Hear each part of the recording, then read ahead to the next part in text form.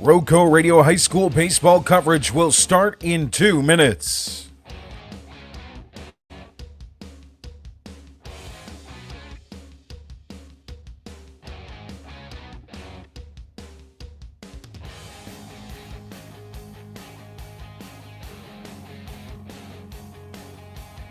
Your pregame show getting you ready for tonight's high school baseball matchup will start in 1 minute and 30 seconds.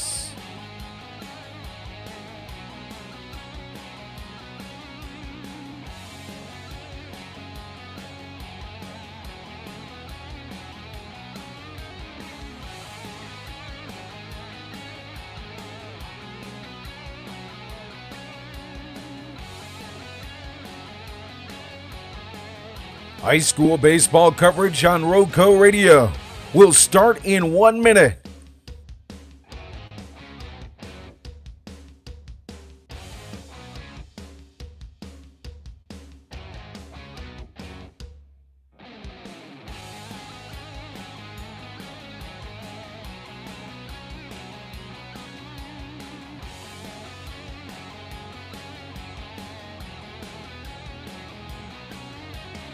Tonight's Roco Radio pregame show will start in 30 seconds as we get you ready for high school baseball.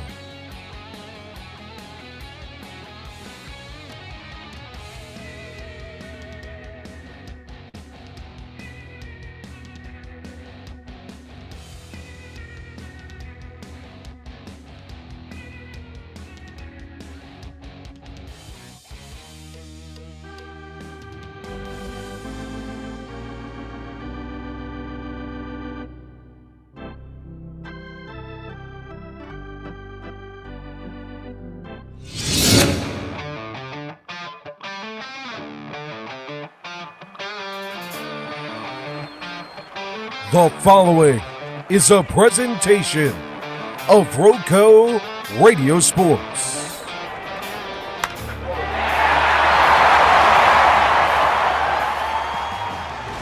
America's pastime. Some of the best programs across the Triad and the state of North Carolina. This is high school baseball on Roco Radio, featuring the Reidsville Rams. And that is towered to left. That is going to get out of here. Christian Scales with the solo shot to left. McMichael fighting Phoenix. Tillman hammers that one over his head. That's going to be the game winner. Sends him 1 run in. Second run coming home. And that's the game. The McMichael Phoenix complete the comeback. The Moorhead Panthers.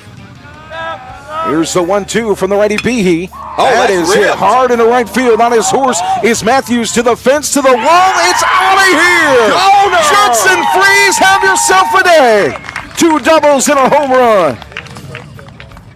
And the Rockingham County Cougars. And that's breaking driven. ball drilled deep into left field. In left center, way back and out of here. Hudson deals the real deal. Capturing all the big hits, the web gems, and the pitching performances to remember for a lifetime. It's baseball action on Roco Radio and RocoRadio.com. We start with your Roco Radio pregame show. Let's head down to the field and get you ready for first pitch as we bring you high school baseball action from across Rockingham County. Right here on Roco Radio. Welcome into Ernie Holcomb Stadium, home of the Reidsville Rams, as we bring you rivalry baseball. It's the Mid-State 3A versus the Mid-State 2A, one last time in this rivalry matchup. As these two teams meet on the diamond for the Rams, they look to split the series. Rockingham County looking to take the series on the season. It's the 18-2 Cougars, the 9-10 Rams. Joe Dexter, Jonathan Hatley. Does it get better than rivalry baseball? I am so looking forward to this being a conference matchup next year. Oh, yeah, this conference realignment, I've said it time and time again, it's going to be great for all sports. You know, it's going to be great for us. We'll be able to cover a lot of games in the county, not have to travel to the west side of nowhere. And it's going to be great for baseball. Tonight's pitching matchup, two seniors, Grady Barrett versus Nate Revis. What are you looking for from that matchup? Well, Barrett, he's been solid this year. Record not where he'd want it to be at 1-4, but he's pitched a lot in relief. Hadn't had a lot of starts. Revis is a different animal. 6-0, 1.54 ERA. But, he's got all the backing in the world behind him on offense, on defense. You got a team behind you that doesn't make errors much. And this Cougar squad's been pretty lights out this season. They're only 2 losses coming to some just dynamite baseball teams. When you look at this Rockingham County Cougars staff, the thing that sticks out to me is command. Yes, they have velocity. They have a UNC commit on the mound in Nick Rumley, but the thing that always sticks out, you look at Revis especially, it's that first pitch strike. It's being able to demand the strike zone and own the batter's box in the fact that it's your at-bat versus the hitters. Yeah, and you've got a staff that has given up 58 walks on the season versus 210 strikeouts. Revis gets over a 4-to-1 strikeout to walk ratio at 48-11. That's just outstanding command. That's getting ahead in counts, forcing ground balls, getting strikeouts. A 1.54 ERA for Nate Revis, 6-0 on the season in 6 starts, 48 strikeouts to just 11 walks. Hitters hitting just 155 against him in 27 1/3 innings. For Grady Barrett, 1-4, as Hatley mentioned, a 4.38 ERA in 10 appearances, 24 innings pitched, 33 hits, and 31 strikeouts to 17 walks. Hitters hitting .292. Well, you're a baseball alum from these parts. Tonight, alumni night here at Reidsville High School and Ernie Holcomb Stadium. We've already seen some of the old-timers out here to enjoy some baseball. Oh, yeah, we saw the legend, Dale Hagwood. Talked to him a little bit before the game. I fully expected him to be out here. Reidsville catcher from back whenever. I'm not even sure when he graduated. But, seeing some of these Reidsville alumni, it's great to see. Several alums are lined up on the third base side. They'll throw tonight's ceremonial first pitch. In this rivalry matchup, it's 18-2 Rockingham County and 9-10 Reidsville as we head to the end of the season. Can you believe it? This will be our last game for me of the regular season. You'll be on the call tomorrow for West Stokes and McMichael, but we're at the end of the year. There's just this game for these two teams, and then a Northeast Guilford matchup for Rockingham County on Friday, and a doubleheader for Reidsville on Friday against Andrews. Yeah, and all the county teams are going to be wrapping things up for the regular season tomorrow, and unfortunately, we can't be there to be with each team. There's just not enough of us to go around. Kind of had to take a pick on that one, and with the implications of West Stokes and McMichael, decided to go with that one since West Stokes first in the conference right now, and with conference tournaments coming up. And, we'll be there for that. I'm looking forward to covering that, and, we're looking at more than likely all 4 of these county teams making the state playoffs. That Mid-State 2A conference tournament's going to be interesting, too. That game, speaking of ramifications for McMichael and West Stokes, with a McMichael win, it kind of mixes things up in the conference tournament. With a loss, it puts Moorhead, I believe, will be the number 2 team and will receive a bye in the first round. So, it's a huge implication game and would set up a Tuesday matchup in the semis between McMichael and Moorhead on the diamond. I know you and I would look forward to that. Oh, yeah. Game of the year potential. These county matchups, they always are good games, and it doesn't matter how good one team is, how not as good the other team perceives to be. They play each other tough. They fight for every out. They fight for every hit. They fight for every base, and it always seems to come down to the wire with these county teams. We've seen extra inning games.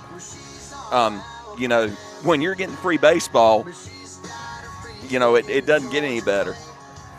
It's your pregame show as we get you ready for Rockingham County and Reidsville. Brought to you by Pennrose Carwash, voted #1 car wash in Rockingham County. Pennrose Carwash at 1509 South Scales has been serving the Reidsville and surrounding area for over 50 years. Established in 1970 by well-known entrepreneur Leo Rentz, this popular venue welcomes everyone. Pennrose Carwash, open 24/7. And find us on Facebook. Celebrating our 55th anniversary, Pennrose Carwash voted #1 Rockingham County Car Wash 3 years in a row. Tonight's game also brought to you by Kooler Ice. Looking for a fresh ice and water option that's ready when you are? Kooler Ice is countywide. Find fresh ice and water at Little Caesars Pizza in Mayodan at 6734 NC 135 across from Walmart. And visit our local Kooler Ice dispenser at Schul's Home at 1635 Freeway Drive in Reidsville. And for all your ice and water needs, you can also find us at Pennrose Carwash here in Reidsville at 1509 South Scales or Two Rivers Plaza in Eden at 307 West Meadow Road. Get Kooler Ice. Great tasting, fresh ice. Available 24/7 at all 4 locations, 16 pounds or 32 pounds, plus premium water by the gallon or 5 gallons at Kooler Ice. Fresh and ready when you are. We take you to the PA announcer for Alumni Night. On behalf of the Reidsville baseball team, coaching staff, and the entire community, it is my great pleasure to welcome all of our baseball alumni back home.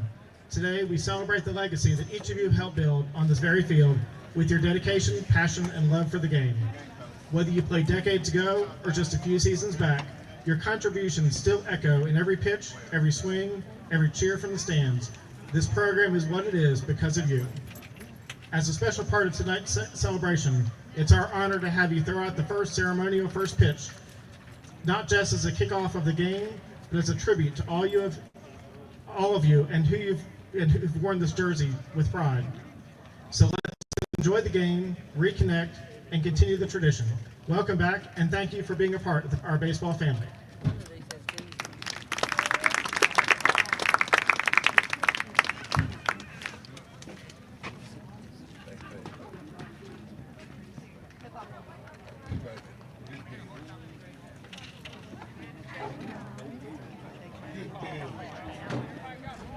So here come the alum, the vets, out to the field with several Reidsville Rams players for the ceremonial first pitch. Tell you, there was one alum I was hoping to see. Who's that? Scott Bankhead. Yeah, that would have been cool.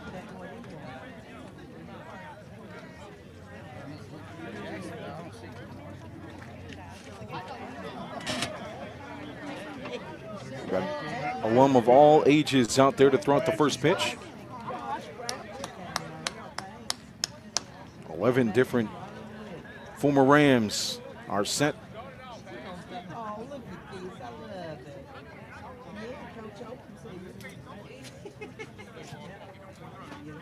One on the far left, Dale Hagwood just getting the baseball to throw. Hagwood throws the first one for a strike. Here comes the second throw, just short. Look at all these good throws, though. In sequence, each alum throwing out their ceremonial first pitch. That's why Reidsville Rams have a good history right there. Look at all those strikes. Oh, the last one I jinxed a little bit. And that was one of the coaches. We won't hold it against him.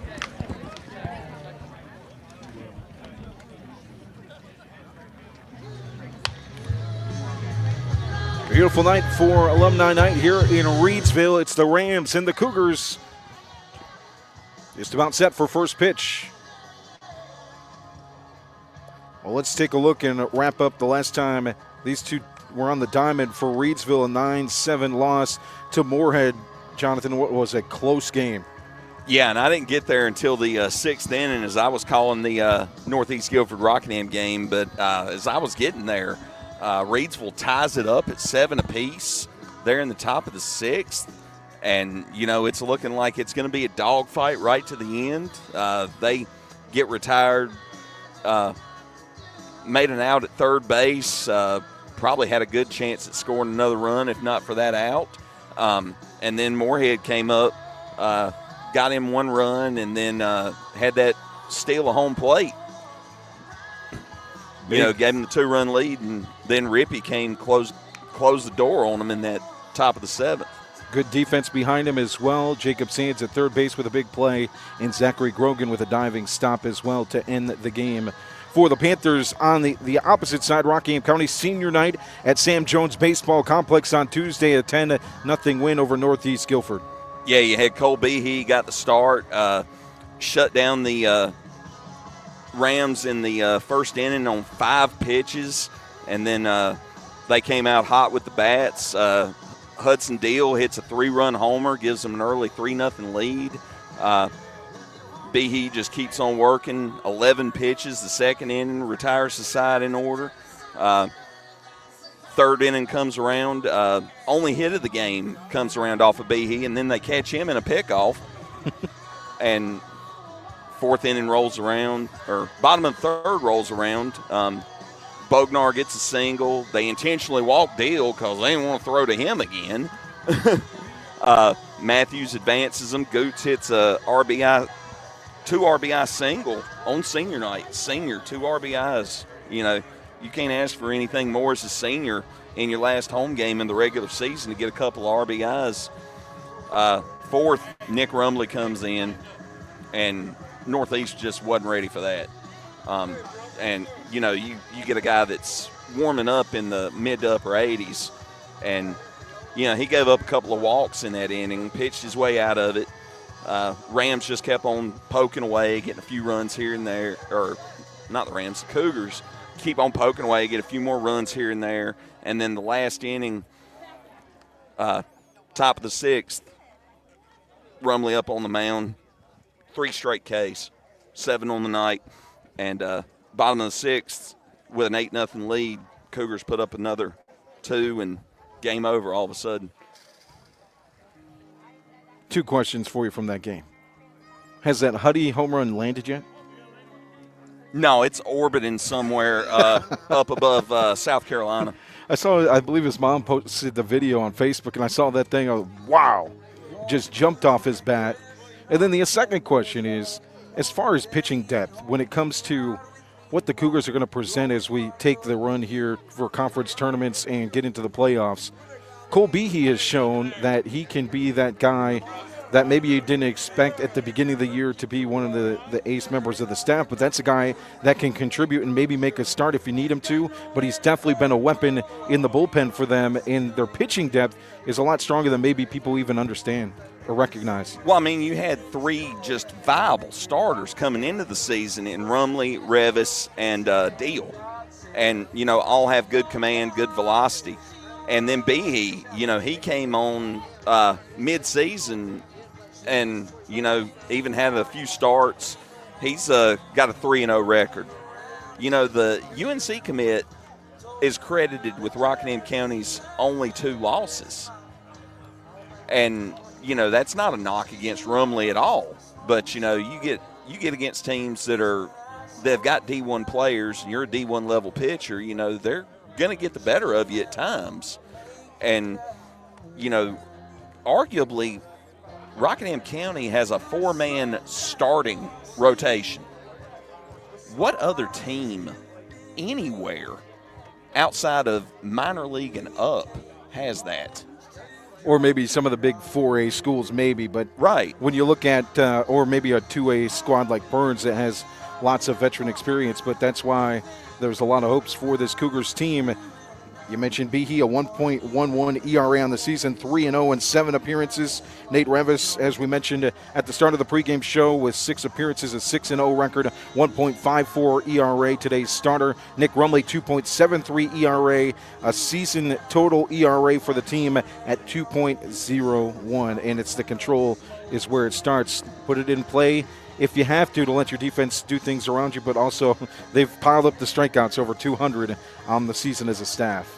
Yeah, and you've got a dark horse in that group, too, that we didn't even mention, and that's because he was facing an arm injury most of the year. Carter Matthews, the lefty. You know, he went out, he pitched against, it was High Point Central. Yes. No hit him. No runners allowed. Granted, they only played 2 innings. But, you know, still, you know, he came in, had good control, good command, threw strikes, has a good defense behind him, and you get a lefty out there, that's something that a lot of teams struggle with, is hitting left-handed pitching. Both managers meet at home plate. Zach Apple on the right side. On the left side, Mike Elrod of Reidsville as we get closer to first pitch here at Ernie Holcomb Stadium, the second to last game of the season for the Cougars. Just 2 left tomorrow in a doubleheader against Andrews for the Reidsville Rams. It's the 9-10 Rams hosting the 18-2 Rockingham County Cougars here on Roco Radio and RocoRadio.com. Joe Dexter, Jonathan Hatley with the call here tonight. Of course, we'll have that coverage tomorrow of McMichael and West Oaks. Hatley will be there to bring you all the coverage. And then it's into the conference tournaments. From what I heard today on the Mid-State 3A baseball side, they're deciding whether to make it all 8 teams in the tournament or just the top 4. If it were the top 4, then the conference tournament would start on Wednesday, and then on Friday they would have the championship game. I know on the 2A side, that on the softball side, the first 2 teams will get byes as well in that one. So McMichael softball and West Oaks softball will advance to play automatically in the championship on Thursday. The championship will be also held on Thursday for the boys' side at Walkertown. Number 15, Hudson Deal. As we bring you the starting lineups on the field. Batting 5th, the catcher, number 12, Gage Rakestraw. Batting 6th, first baseman, number 3, Nick Rumley. Batting 7th, second baseman, number 11, Cole Behe. Batting 8th, the center fielder, number 1, Luke Strittmatter. Batting 9th, the shortstop, number 13, Bryson Apple. Substitutes for the Cougars are number 8, Tamara Garcia, number 9, Gavin Goots, number 18, Henry Borkheim, number 20, Dylan Long, number 21, Alex Page, number 10, Brady Hicks. The Rockingham Cougars are coached by Zach Apple with assistants Randy Apple and Austin Medina. And now the lineups for your Reidsville Rams. Leading off in right field, number 5, Connor Martin.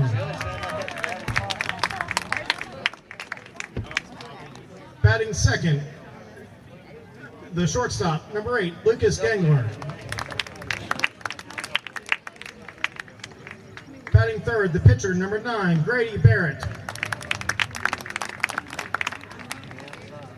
Batting fourth, first baseman, number 38, Colby Cooper. Batting fifth, the second baseman, number 10, Christian Scales.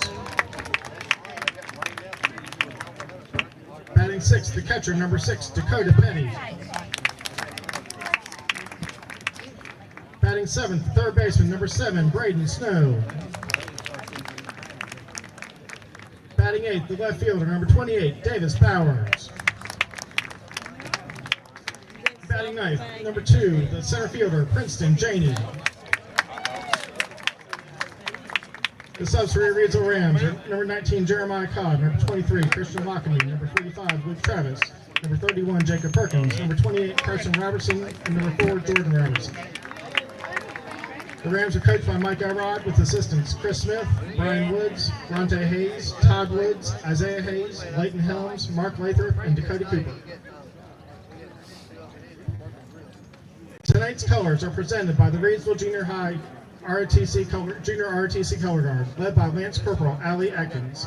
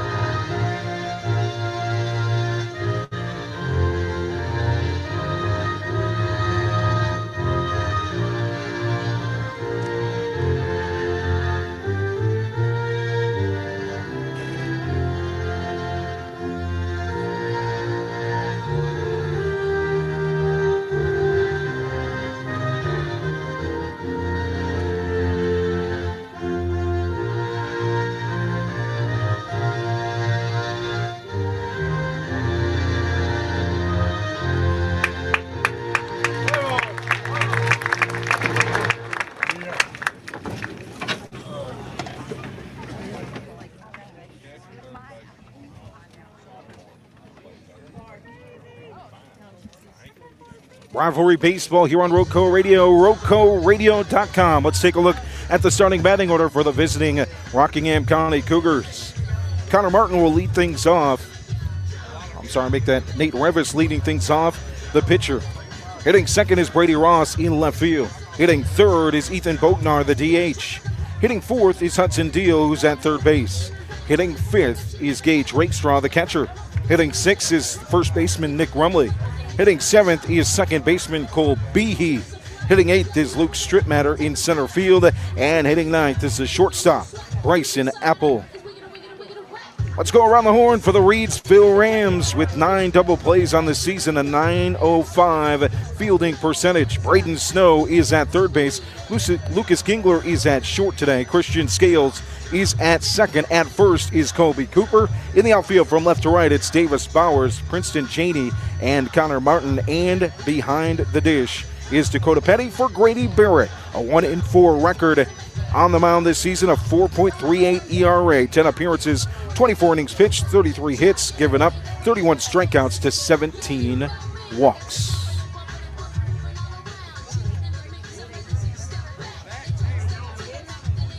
Rockingham County 8-2 on the road this season. Reidsville 5-3 here at Ernie Holcomb Stadium.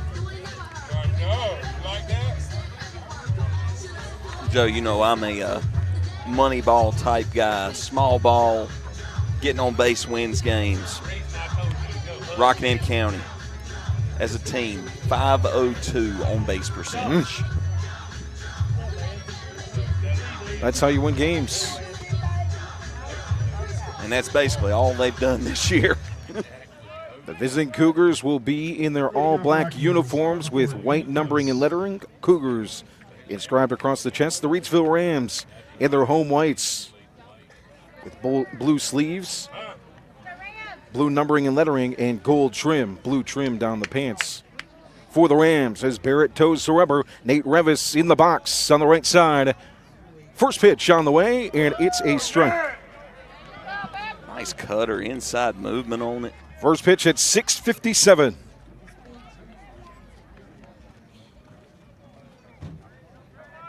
Barrett from the first base side of the rubber. Nice breaking ball inside for a strike. 0-2.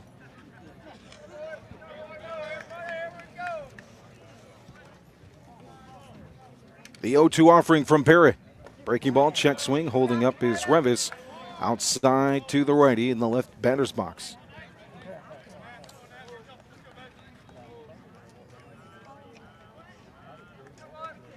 Revis hitting .400 on the season. 28 hits. Ground ball to third.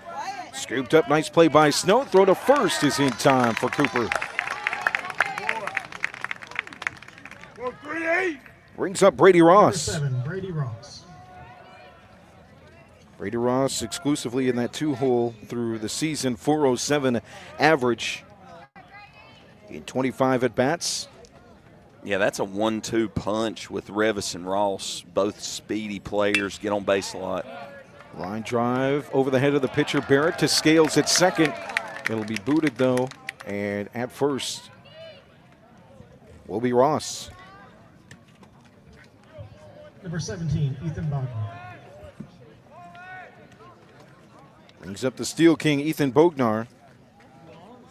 Scales playing out of position, playing second base tonight instead of his normal shortstop. First pitch is high and above the waist. Bognar, .554 on the season. 36 hits, 19 RBIs, 6 doubles, a home run, and 20 steals. From the stretch for Barrett, decent lead for Ross at first. It's a chopper back to the mound. Into the glove of Barrett, throw to first in plenty of time. Advancing is Ross to second base, but 2 down. Number 15, Hudson Deal. I'll bring up the number 4 hitter, Hudson Deal. There'll be one heck of an argument for the Mid-State 3A Player of the Year between Bognar and Deal. Oh, yeah. Yeah, I mean, you've got just insane numbers on both of them. But Huddy also a key factor on the mound. First pitch from Barrett, opposite way, fouled out of play, back to the high school. I'll bounce off the brick. 579 average on the season for the junior. 33 hits and 30 RBIs. 14 extra base hits.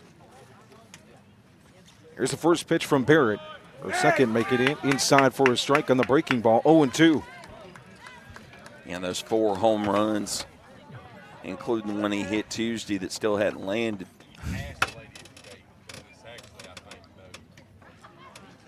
Decent lead for Ross at second.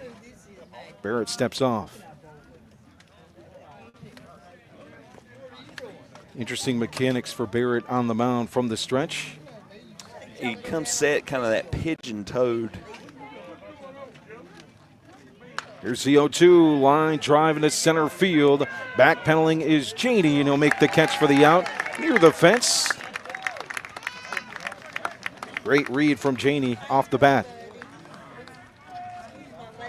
So no runs, no hits, 1 error, 1 left on base as we head to the bottom half of the first inning. Cougars nothing, Rams nothing on Roco Radio and RocoRadio.com. Tonight's game brought to you by Pennrose Carwash, voted #1 car wash in Rockingham County. Pennrose Carwash at 1509 South Scales has been serving the Reidsville and surrounding area for over 50 years. Established in 1970 by well-known entrepreneur Leo Rentz, this popular venue welcomes everyone. Pennrose Carwash open 24/7 and find us on Facebook. Celebrating our 55th anniversary. Pennrose Carwash voted #1 Rockingham County Car Wash 3 years in a row. Starting batting order for the home Rams. Connor Martin leads things off in right field. Hitting second is shortstop Lucas Gingler. Hitting third is pitcher Grady Barrett. Hitting fourth is first baseman Colby Cooper. Hitting fifth is Christian Scales at second base. Hitting sixth is catcher Dakota Petty. Hitting seventh is Braden Snow at third. Hitting eighth is Davis Bowers in left. And center fielder Princeton Janey rounds out the starting batting order for the Reidsville Rams. Around the horn defensively for the Cougars, Hudson Deal is at third. Bryson Apple is at short. Cole Behe is at second. Nick Rumley at first. In the outfield from left to right, it's Brady Ross, Luke Strittmatter, and Carter Matthews in right. Gage Rakestraw behind the plate for the Cougars. For Nate Revis, who has a 1.54 ERA, 6-0 on the season in 6 starts. 27 and a third, 48 strikeouts to 11 walks. Again, this Reidsville Ram team, another team that puts the ball in play well. 328 batting average and a 433 OBP. They get on base, and they're not quite as offensively efficient as the Rams, only having scored 135 runs so far this season. But they do a great job with the small ball in play, and they smack the ball too at times. They had 12 hits in that loss to Moorhead last time out on Tuesday. There's number 5, Connor Martin digs in on the left side. Revis puts the glove in front of his face, righty versus righty. Now to the waist with the glove. First pitch is high and inside. At the waist, 1-0.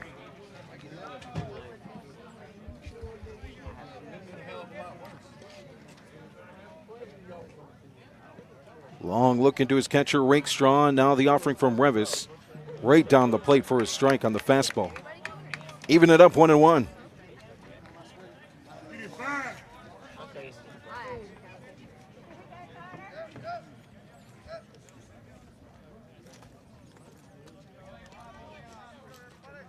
We'll have a time on behind home plate.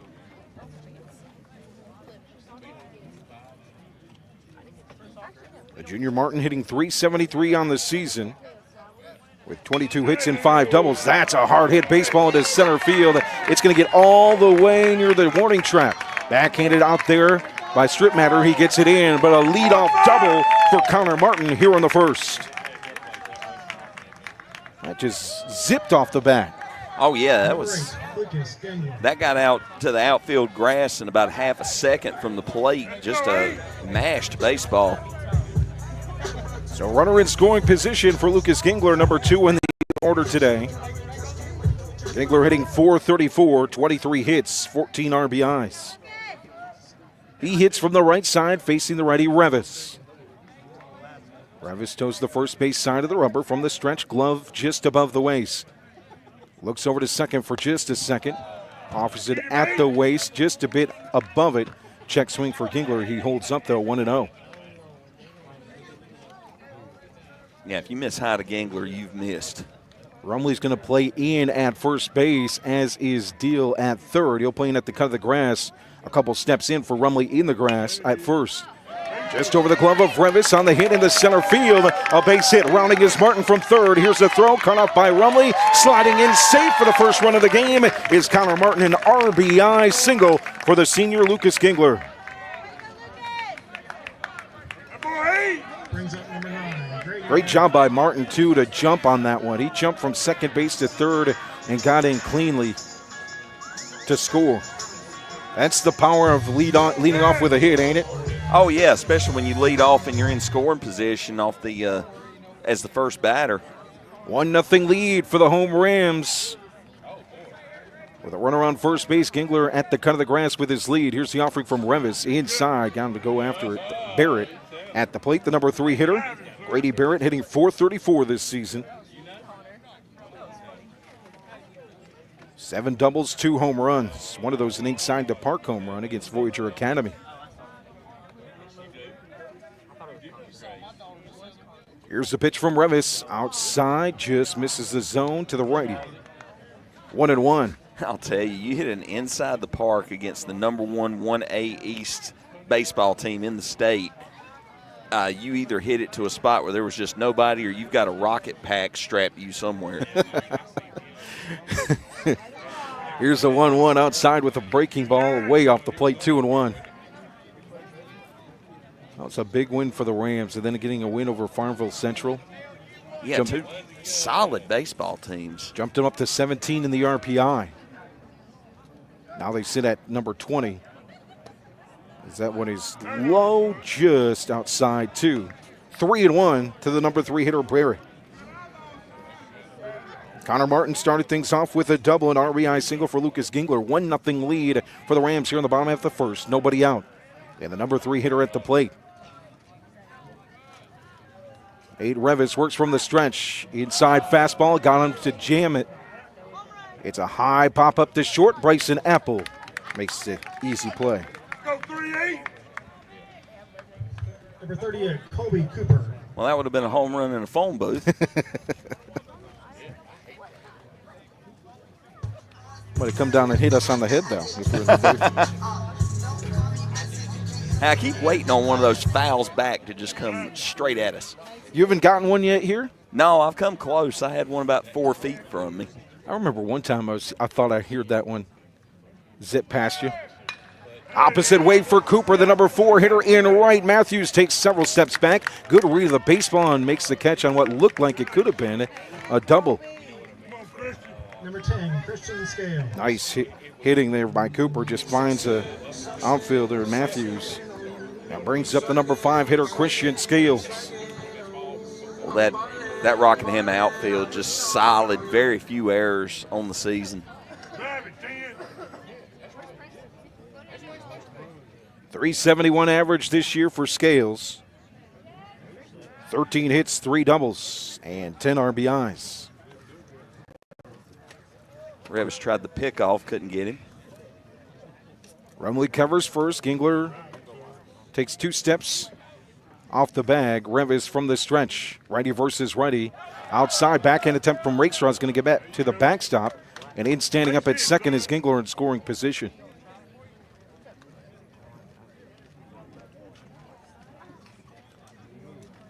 Of course, a late start for Scales, part of that state championship basketball team, just 12 games played this season. Yeah, when you're making a deep playoff and winning a state championship, you know, that kind of takes priority. Second pitch of the at-bat, rolls through the hole at short and past Apple. Holding up at third is Gingler. Runners at the corners now for the Rams. Nice 2-out hitting.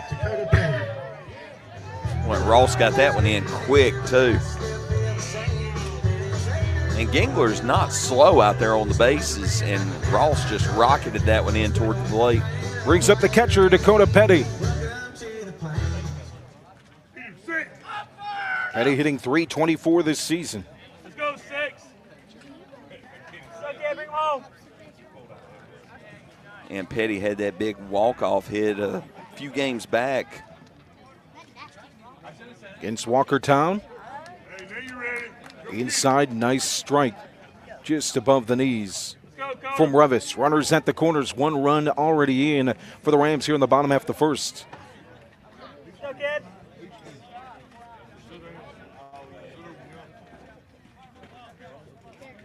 And Revis steps off, looks towards first base.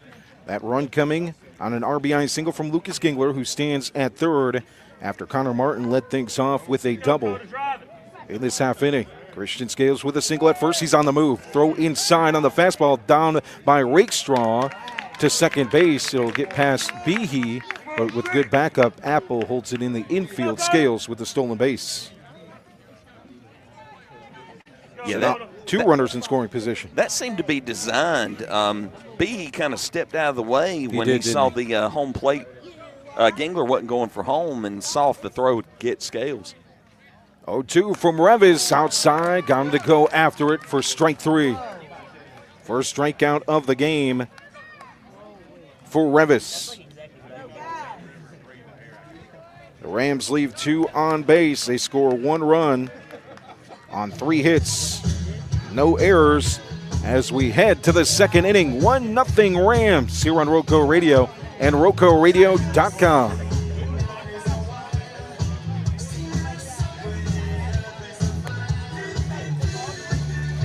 A shout out to Melita Hatley in the comments. We didn't get to say hi earlier. She wishes good luck and a safe game to both teams.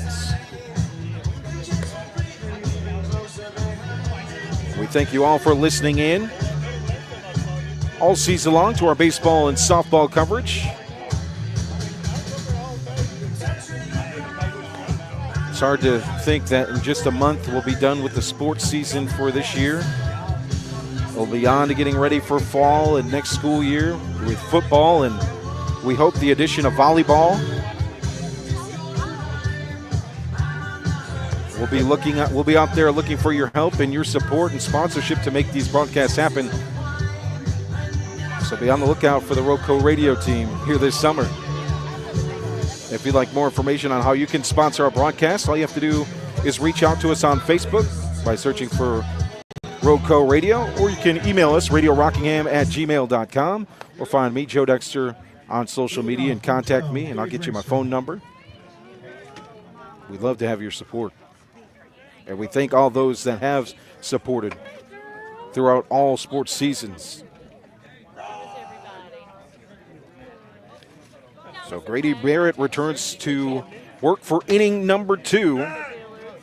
Didn't give up a hit in the first inning. An error at second base. Got 2 groundouts and a pop-up. Through the heart of the Rockingham County order is the number 5 hitter, Gage Rakestraw, starts things off here in the second. Rakestraw hitting .426 on the season. Here's the 0-1.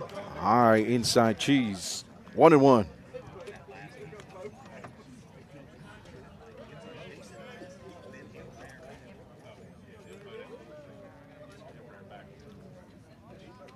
Rakestraw holds the bat in front of home plate, now settles it behind. Barrett's breaking ball inside, dips below the knees for a strike. Good pitch. Inside to the righty. 1-2. He fed straightaways. We get underway here in the top half of the second inning. The 1-2. Check swing inside and high. Got him to chase. First strikeout of the night for Grady Barrett.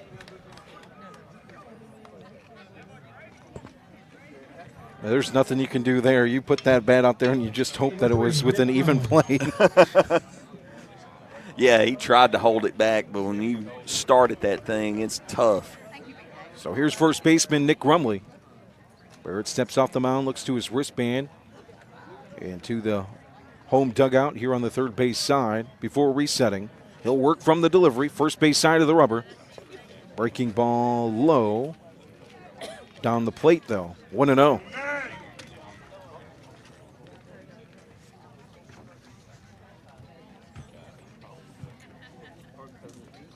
Here's the 1-0 pitch from Barrett. Ground ball to short. Picked up by Gingler on the high hop. Throw to first is high. Cooper stretches up and makes the play. Little 6-3 in the scorebook, but both athletes having to make a play there. As Gingler had that late high fast hop at short, and Cooper reached up, extends to make the play. Yeah, that high hop's a tough play to make, but, you know, Gingler's out there about 6'2". He's got the reach for it. Yeah, that bounce looks like a skyscraper to me, but to Gingler, it's probably almost at the chest.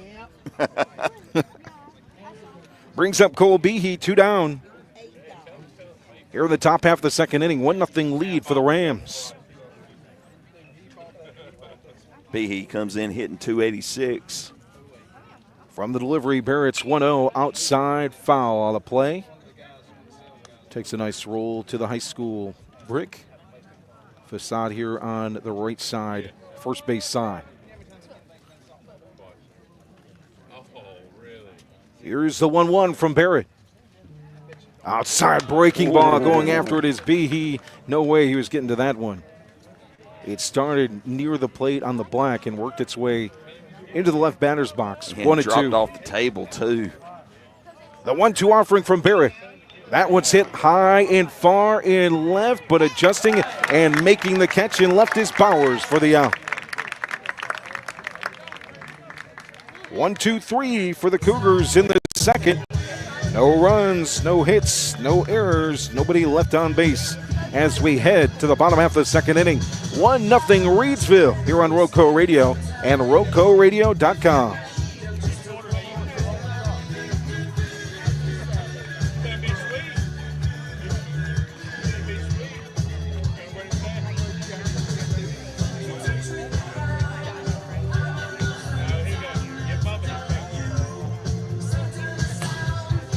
Looks like we're safe for tonight. Knock on some wood. We got any wood around here? Okay, I got your noggin. We're safe tonight for rain, but for you, man, on Friday, 70% chance of rain on Friday. Yeah, and it just looks like 20 to 30 most of the day, with the greatest chance being around midday. That's good. And they're only calling for about 0.2 of an inch. So, you know, the McMichael Field drains pretty well. And you're tough. Oh, yeah. A little bit of liquid sunshine's not going to bother me. It just bothers my scorebook. That's right. We'll have to get it laminated. Just keep it with dry erase.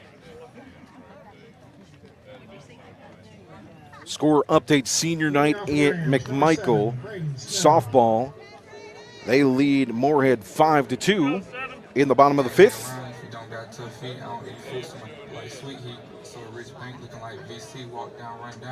Here it's the bottom half of the second inning. Number 7 hitter Braden Snow will lead things off. Rams with a 1-0 lead. They got a run in the first on an RBI single from Lucas Gingler after Connor Martin started the bottom half of the inning, the leadoff hitter, with a lace double.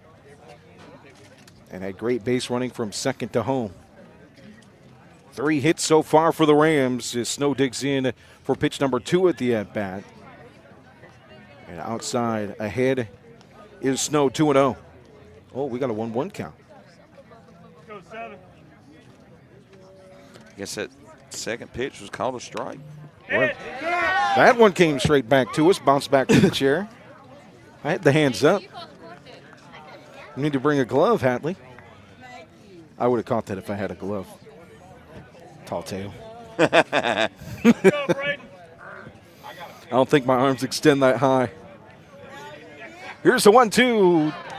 Going after it is Snow. Good pitch from Revis outside with the breaker. So back-to-back strikeouts going to the first inning for Revis. That brings up the number 2 hitter of this half inning, hitting 8th in the order today. It's Davis Bowers in left. We'll leave Hatley in the comments. Barehanded. Tried, just not tall enough. Right down the plate. Bowers takes the first pitch. Ground ball to short. Good throw from Apple. Just a slight bend at first for Rumley to make the catch. Number 2, Princeton Janie. Up the number 9 hitter, Princeton Janey. Yeah, 2 down quick.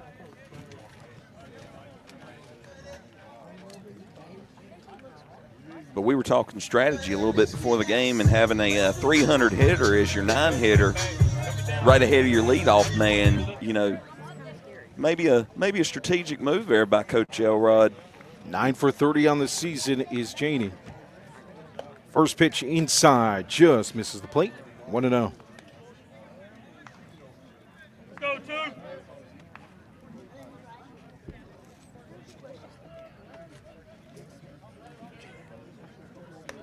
Second pitch of the at bat is a strike on the outside part. 1-1.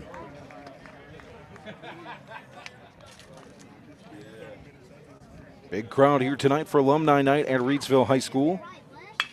1-1 is laced up the middle by Janey, a base hit. Skidding out of the way is Revis. Number 5, Connor Martin. The comebacker. And single for Janey at first for Connor Martin, who started offensively for the Rams with a double in the bottom half of the first inning. I'll tell you, as a pitcher, those are scary. You just hear the sound of the ball. It's like whistling past you. Go 5. Go 5.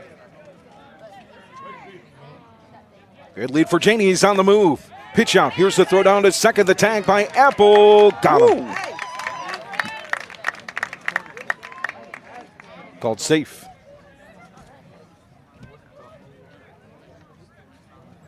Great jump by Janey. Looked like the umpire was calling out there. I didn't see any extended arms, did you? It was tough to see. He's not one of these animated guys. I need animation. Here's the 1-0. Outside. I mean, to be fair, we're, what, 60 feet behind the plate at least? You saying I'm getting old? I need some glasses. No, I'm just saying that it's a pretty good ways back. Here's the 2-0. Now you ready? Painted black on the outside to the lefty. And leadoff hitter Connor Martin. You know, Hitters they're count out there- 2-1. They're out there in all black. Right. Rockingham's in all black. Here's the pitch from Revis. Foul tip back. Out of the glove of the catcher, Rakestraw.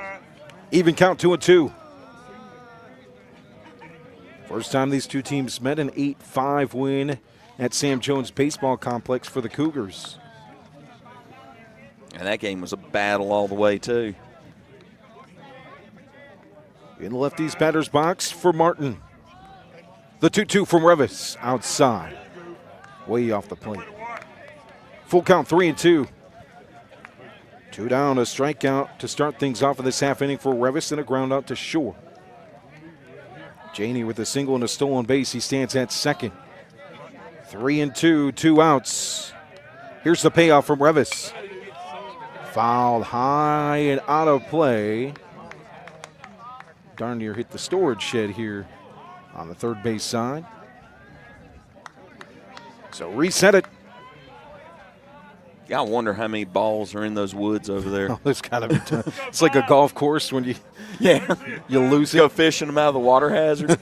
You got a guy in a scuba mask, and he resells them for $1 a ball. It's good to know we might have a summer job here.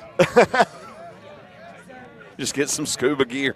Here's the payoff. Outside, taking all the way on the pitch above the waist Lucas Gangler. is Martin, so he draws a walk. Brings up Gingler, an RBI single in the first. Rams lead at 1-0, 4 hits on the board. Janey at second with a single in this half inning and a stolen base. And after the walk, Martin at first. Revis from the first base side. Takes a look to second. Now the offering home. Outside pitch is hit high and deep to right field. Martin adjusts to the right side, takes 3 steps that way, and makes the catch for the final out of the half inning. That just hung up in the air forever for Matthews. He could have had a hot dog before it came down.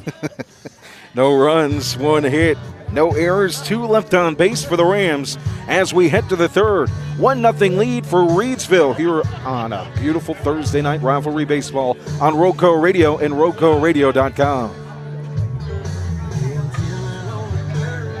That chili dog too, you know, some chili wasn't going to even spilt on that one. It was so easy to cleanly eat it. How high that one was hit. Oh, yeah, he'd have been able to take his time, chew every bite. Put a couple more onions on it if you needed to. Not even drop any slaw. Am I allowed to live in North Carolina if I don't like slaw on my hot dog? Oh, yeah. Okay, all right. I'm just making sure. I'm just a straight chili and onion guy. Oh, yeah, nothing wrong with that. What if I ate it plain like somebody else we know that broadcasts games at Roco Radio? I would question if you're training for the Nathan's 4th of July contest. Next time that you're doing a game with Jay, I want you to bring him a cup of water and a couple hot dogs. See if he gets it. 1-0 lead for Reidsville as we head to the third inning. Game time temperature 73 degrees, cloudy skies, Number 1, Luke Strickmatter. and a beautiful set for this baseball movie. Yeah, this is the first time you called a game out here. What do you think? Oh, it's fantastic.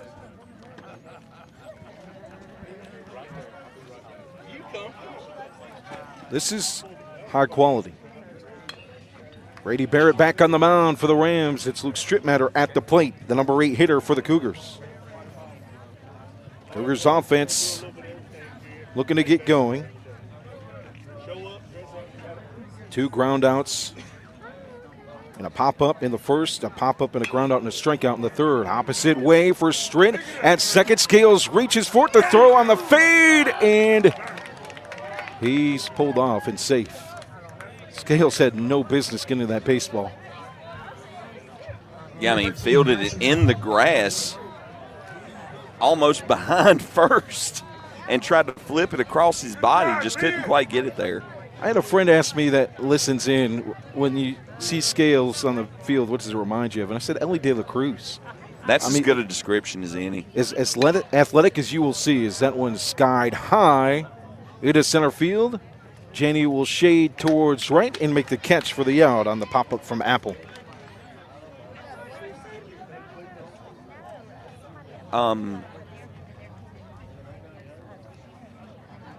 Why did he advance to second? He must have tagged up. Did they call a balk? Did they? No, I don't. Did he tag up? No. No. He just walked over there. Huh. Had to be a balk call. It must have been. I can't think of any other way. Here's a pitch from Barrett. High breaking ball. So, yeah, now Strickmatter is at second base. I thought I missed a tag up, and then I started thinking, no, Janny got that read away.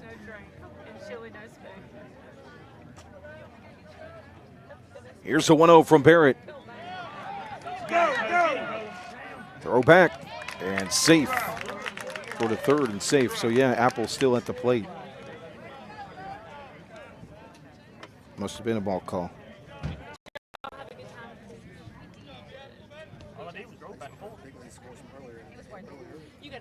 A big league scores for your White Sox 3, Twins nothing, a final in 7.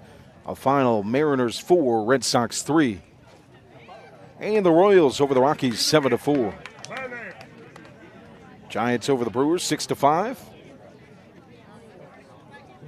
And in the 7th, the Royals over the Rockies 5-1. And the Nats over Bob Rodenbo's Orioles 1-0 in the 3rd. High and inside. To Apple, it's 3-1. Oh, call it strike, 3-1.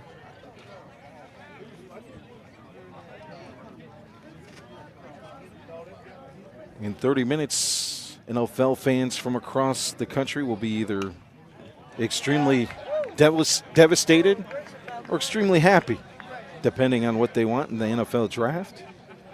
Because, you know, all NFL fans are GMs in their own minds. And Yours some truly included. Hey, some of them will be extremely ecstatic on draft day, and then come January, they're going to be really, really mad about it.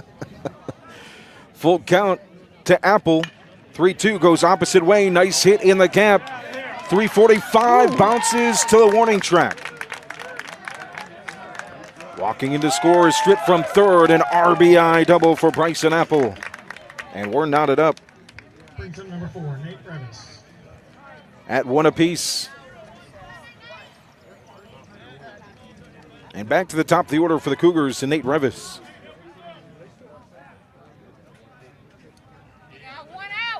Burn down, Dan.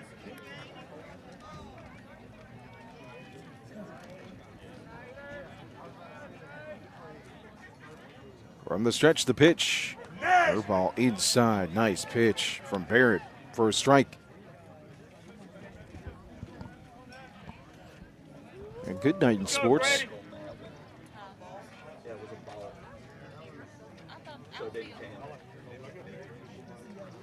Here's the 0-1 opposite way, fouled straight back. Joey Page almost making a play on that one. 0-2.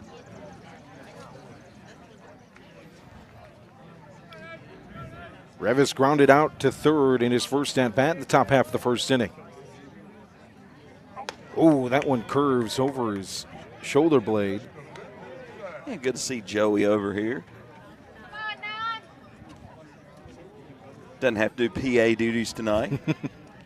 A night off. 1-2. Barrett looks to second. And that curveball, instead of ducking out of it, Revis can't go anywhere as it's behind him, hits his back, and he heads to first base. Number 7, Brady Ross.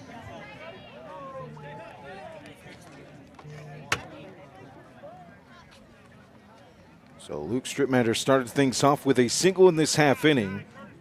He reached second base on a balk, and then an RBI double for Bryson Apple scored him. Now Revis at first, Apple at second, with Ross at the plate.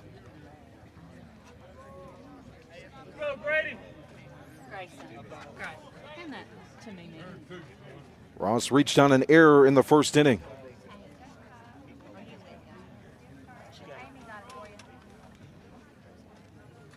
First pitch of the at-bat. There's a strike. That's a nice frame job by Dakota Petty. Took that like he was fishing, caught it, reeled it in, nice and tight. Back into the strike zone, 0-1.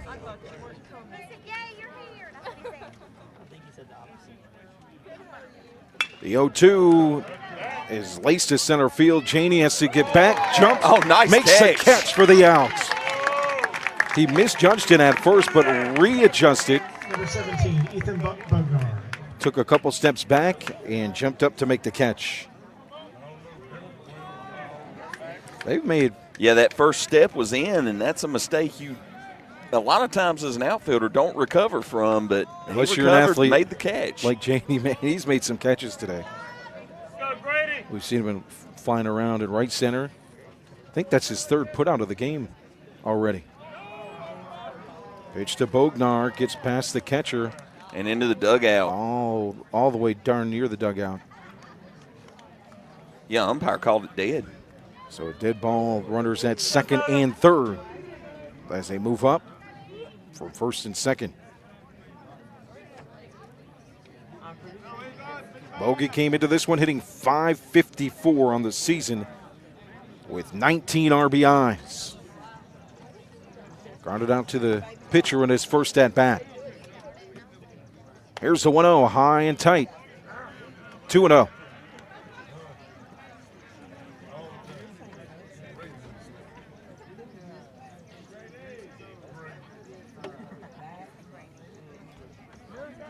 Let's go, Brady. From the stretch for Barry. In the dirt past the catcher, Petty. Apple coming to score from third. Revis up to third base. And make that the courtesy runner, Gavin Goots.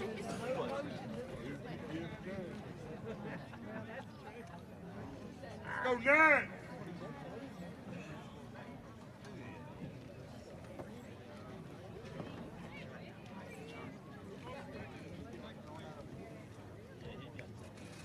Here's the 3-0 to Bogey inside, just below the knees. And he'll head to first base. Come on, Riley.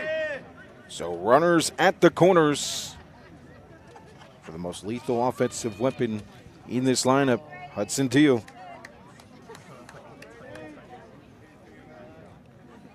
.579, 4 triples, 4 home runs, 30 RBIs on the season before today. He popped up to center field in his first at bat. Barrett fakes the pick off to third, then looks to first as he steps off the mound. Yeah, and that's that fake throw turn back move that they've outlawed in MLB. Bogey with 20 steals, and first base is on the move. Pitch out, fake the throw over to third, off the bases Goots, but he's able to get back. Number 21 stolen base on the season for Bogey. That's 31, isn't it? 31, yes. My bad. Man down, 9. I was like, wait a minute, Pognor's got more than that. He's run so we can discredit him for 9 of them, 10 of them, and he'll build them back up. Runners he might have close to 50 by the time state playoffs are over. 1-1. That one in the dirt and outside to Huddy. Right up on the chalk on the right side for Hudson Deal. Hangs the bat over the plate. A pitch from Barrett. Breaking ball in the dirt. Good stop by Petty. Keeps it in front of him. Keeps Goots at third. And Bognar at second. Go, Coda. Hitters count now for Huddy.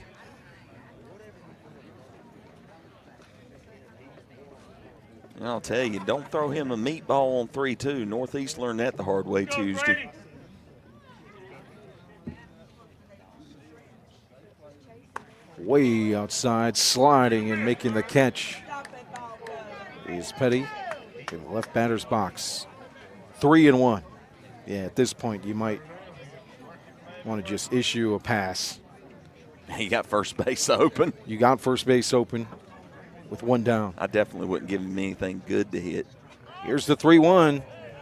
Off the plate, outside, and Huddy will trot to first. And he tried. Well, I'm confused now. Did we have another balk? It must have been, because Bogey came in to score and up to third. Another balk.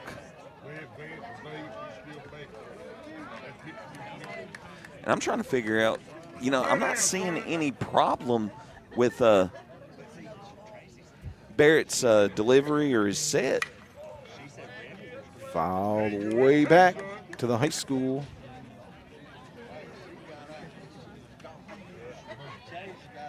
Three and two, so Huddy's still back in the box.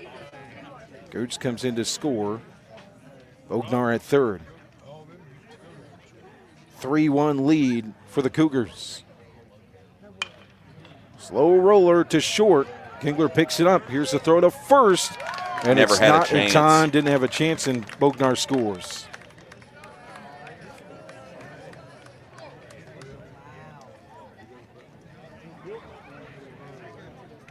I'll give him an infield single on that one. Barrett was so deep. Made a good throw over to Cooper. Yeah, Gangler made a good play. It just Deal had it beat. Yep. So an RBI single, bases clear outside of Huddy at first, and a 4-1 lead for Rockingham County. 4 runs all spotted here in the third. Buried inside, Rakestraw holds up. 1-0. Gage Rakestraw struck out in the second in his first at bat.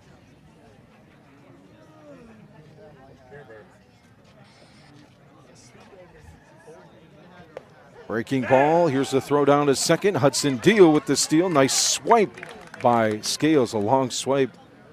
Almost caught Huddy on the back, but it's a steal for number 15. Yeah, good slide to the inside of the bag with Scales playing it from behind. You ready for the dad pun of the day? You know what they say about the number 12 at the plate? He rakes. Dun-dun-dun. Here's a pitch to Rakestraw inside. 2-1. I mean, 13 RBIs. That's good numbers. Over 400 on the season, hitting .426. 20 hits, 13 RBIs. Good ratio there. Here's the 2-1. Opposite way, high and tight, just trying to put contact on it. The fact that ball was put in play was... Yeah, I mean, that was basically off the handle, and the contact even sounded decently solid. 4-1 lead, Rockingham County, 4 runs here in the third inning. Huddy with a decent lead at second base, where it's offering to Rakestraw is outside off the chest protector. Now up to third, standing up is Hudson. So Deal is 90 feet away for making a 5-run third inning for Rockingham County, despite just 2 hits in the game.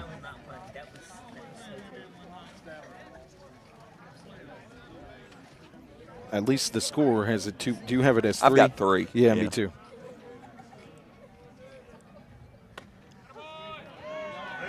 Got it outside on the black for strike 3. Number 3, Nick Ramos.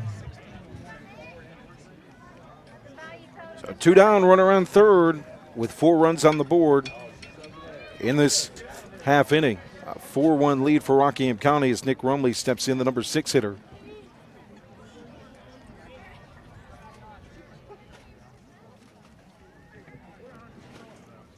Barrett works from the stretch with that nasty breaking ball. Not sure how that missed. 1-0. Must have broke around the inside part of the plate. Around but not through, huh? Yeah. That was Barrett's 50th pitch of the night.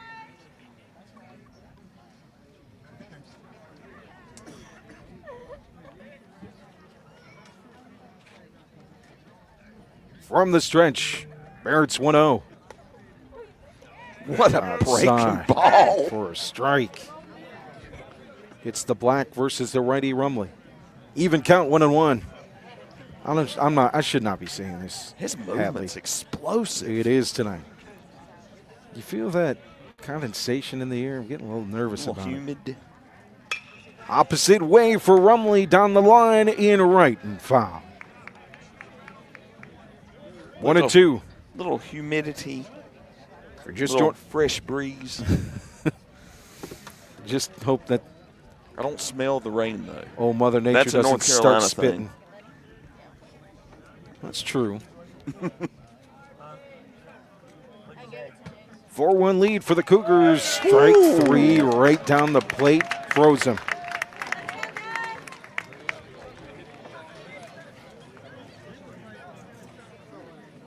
Strikeout number 3 for Barrett. 4 runs on the board.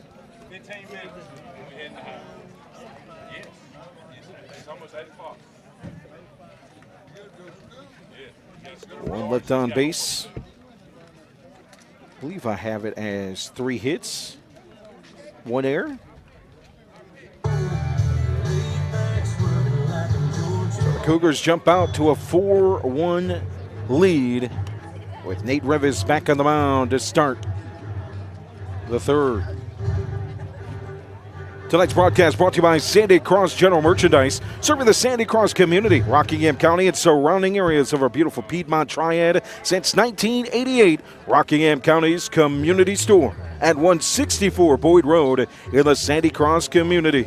Celebrating our 36th anniversary. Stop by Sandy Cross General Merchandise for fresh ice and local pure brand gasoline with the cheapest price in Rockingham County for 93 non-ethanol. Sandy Cross General Merchandise is also your knees and sausage headquarters with great value for Rockingham County.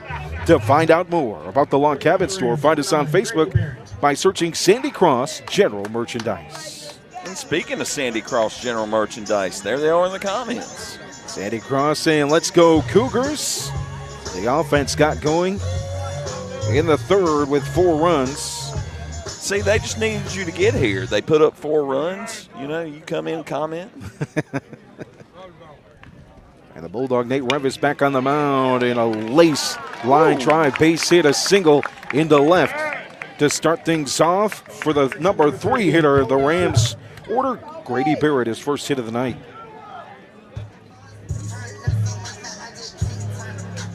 Brings up Colby Cooper, who might have had the hardest hit baseball on the evening for the Rams, but it went right to right fielder Carter Matthews in the first. Yeah, it was a slap. Barrett with a 2-step lead at first. Going the opposite way as Cooper, the same spot. This time jumping up and making the catches. Matthews in right field, shading towards center. I'll tell you, Matthews has robbed Cooper twice. I was going to say Colby's biggest enemy right now is Carter Matthews. That was hit hard, too. And he's done it on the first pitch both times. And we talked about this outfield for Rockingham County. They make the right reads most of the time. They're fundamentally the most sound you'll find in NCHSAA baseball. Here's the pitch down the plate. Throw down high. Apple reels it in, but the stolen base for Barrett. So puts a runner in scoring position, takes away the double play. As Christian Scales at the plate, a stolen base and a single in the first. Rams down 4-1 to Rockingham County here in the bottom half of the third. They got their only run in the first. Bang, bang right away. Connor Martin, the leadoff hitter of the game, the bottom half of the first, hit a double and then an RBI single for Lucas Gingler. Barrett slid in so hard he dislodged second base. Well, darn. He did go in there pretty hard. I've seen him do that a couple of times this season. You know, he runs in full speed. And when he slides, he doesn't check up before he hits the dirt at all. You know who's shaking their head the most at that, though? Mom, because she's going to clean that uniform. Or if there's a team uniform cleaner, you know? Right. I mean, just take him down to Pennrose and hit him with the wand. That's right. You might as well just go down to Pennrose, grab that wand, and just start spraying. Add some soap, some bubbly to it, too. It's easier that way. You got to find the right nozzle, though, because if you spray it too hard, you might be breaking through that fabric. Get 110. So Scales at the plate on the right side. And Norfolk State commit with a runner in scoring position, the 1-0. Breaking ball that doesn't quite break enough. Just below the letters at the chest and inside, 2-0. Yeah, hung in there kind of high. Not the one you want to leave out over the plate. Wind blowing out. Here's the 2-0. Slight check swing, foul straight back out of play. Hitters count for Scales, 2-1. Barrett at second after a single and a stolen base. A line drive to right field and out for Colby Cooper puts Scales at the plate. A 3-run deficit for the Rams. And Revis looking to keep it that way. Opposite Scales trying to drive in a run in scoring position.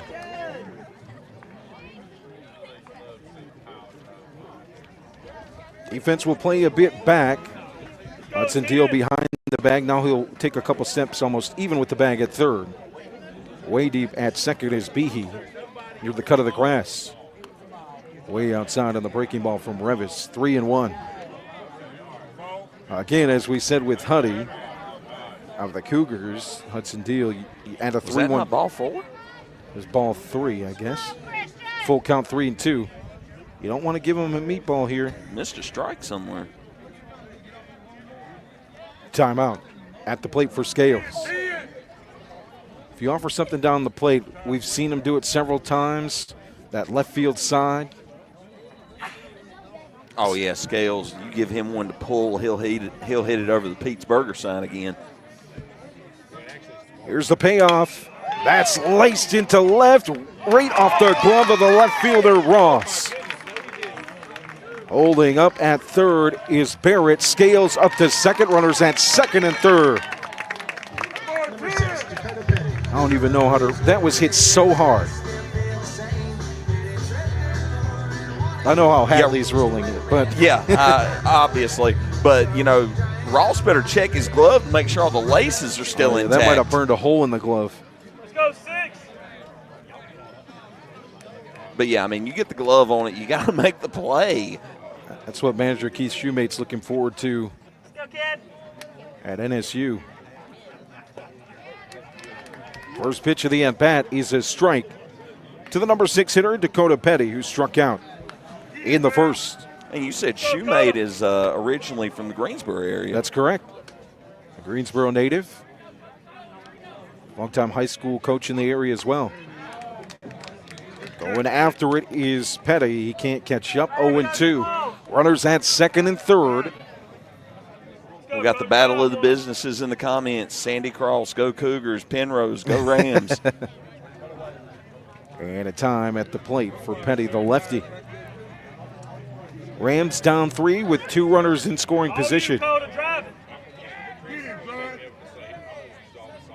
Revis, first base side of the rubber. Here's the Reddings offering.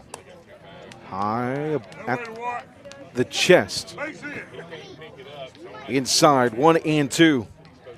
It's just me, or is Revis, as he's going along, is the velocity picking up little by little? It is a little bit. 1-2 pitch on the way. And strike 3. Went after it.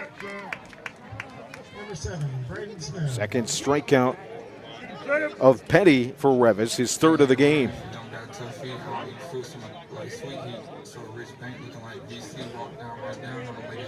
And now with 2 down. Looks like we're going to have a courtesy runner for Barrett. Number 23, Lockamy, will come into third. It'll be Braden Snow at the plate. Number 7 hitter for the Rams. He struck out in the second. Scales with some claps of encouragement to Snow from second base. Breaking ball gets off the glove of Rakestraw all the way first base side to the on-deck circle, and in to score is Lockamy from third. A 2-run ball game. Christian Scales up to third. I wish I could say those were claps of encouragement. Those are claps trying to get in the pitcher's head. Little gamesmanship.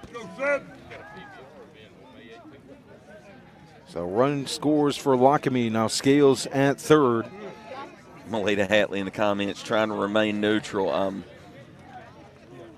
Here's a 1-0. I won't call anything out. But only one of these coaches has hit in the batting cage at our house growing up. Here's the 2-0. Oh, nice painted black pitch there on the outside from Revis. That's the beauty of not being from here. I love all these teams, so I don't have to carry that. I do appreciate that. Oh, I mean, jeez. Here's the 2-1. What a hit. That's going to be in the gap in left center. It's going to roll all the way to the wall. Ross gets to it. Scales has scored up to second for Snow, and he'll get in safely. What a hit. Brings up number 13, Davis Powers. Gapper for an RBI double. Just like that, 4-3.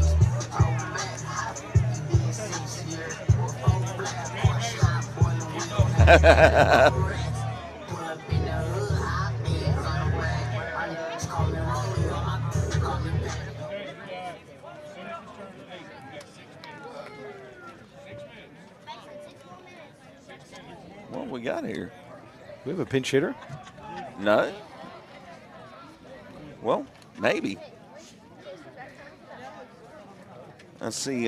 Manager Zach Apple on the mound to talk with Revis. I see 13 with a bat in his hand. Did Davis Bowers change numbers?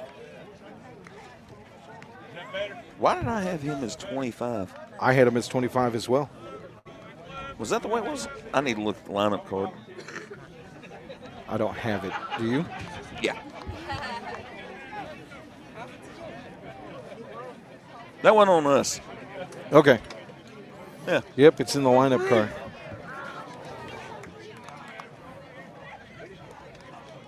Come on, Mike, get it together.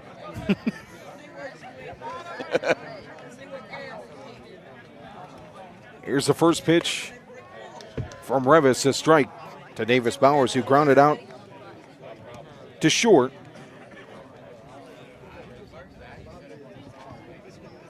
In his first at bat in the second, an RBI double for Braden Snow makes it a 4-3 ball game. Lead for Rockingham County. Bowers at second, and it's fouled, or Snow at second, and it's fouled straight back by Bowers. Revis just reached the 50 pitch mark on the night. He's ahead 0-2.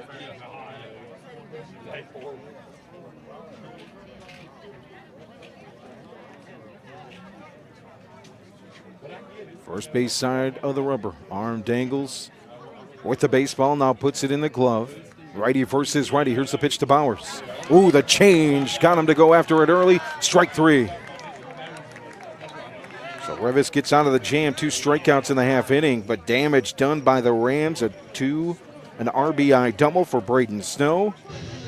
And we have a 1-run ball game as we head to the fourth. You're on Roco Radio and RocoRadio.com. 2 runs, 2 hits, 1 error, 1 left on in the Ram half.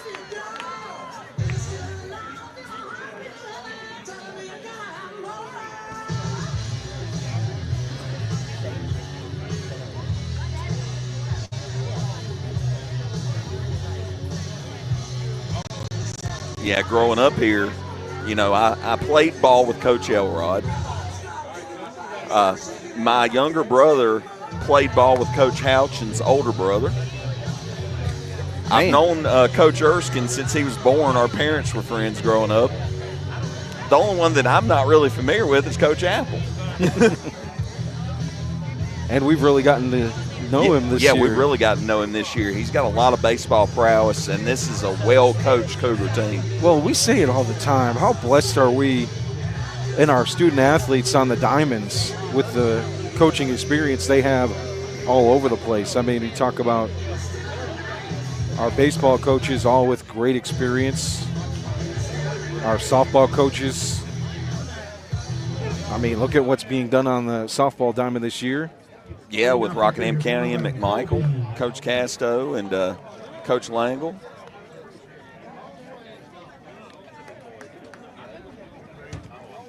So here's Cole Behe. 1-run lead for the Cougars. They got all 4 runs in the 3rd inning.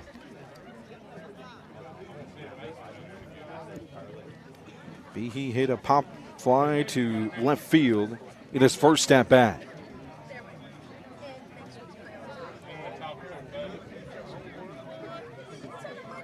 Brady Barrett returns to the mound. High fastball. 1-0. Inside to the righty.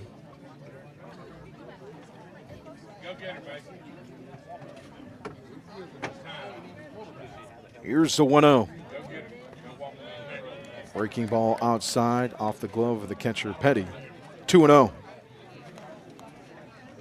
If we were to give out baseball awards, I think the best baseball ambience would go to Ernie Holcomb Stadium. I love hearing the chatter around us as this one is a high chopper.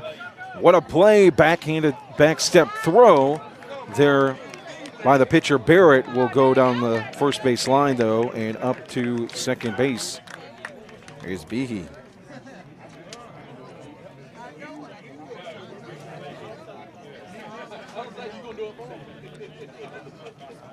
Yeah, B had that one beat first. Barrett probably should have tucked that one away in his pocket. Tried to make the amazing play. Made a good play, and Cooper just couldn't handle it. Behe advances to second. So here's Stritt at the plate. Luke Strittmatter, number 8 hitter in the order. A single and a run scored in the third.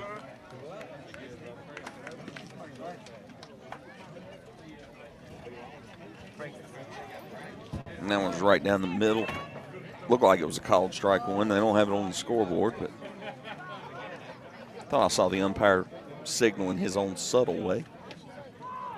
Bunt for Stritt, pulls it back. High fastball down to third. Nobody covering third, so an easy swipe for Behe. Yeah, when he squares around the bunt, that shortstop's got to break for third because the third baseman's breaking in on the bunt. But he was trying to hold the runner at second. Good strategy there by Coach Apple. Even count, 1-1. Coach Apple's out of the dugout asking the umpire something.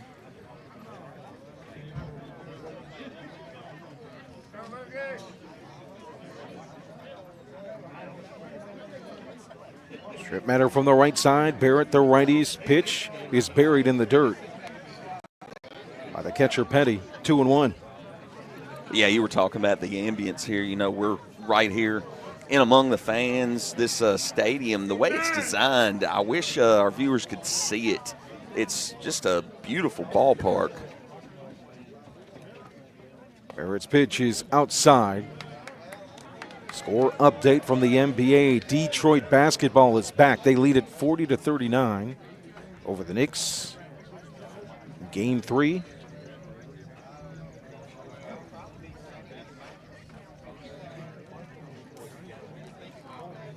Here's the 3-1 from Barrett inside. Nice pitch.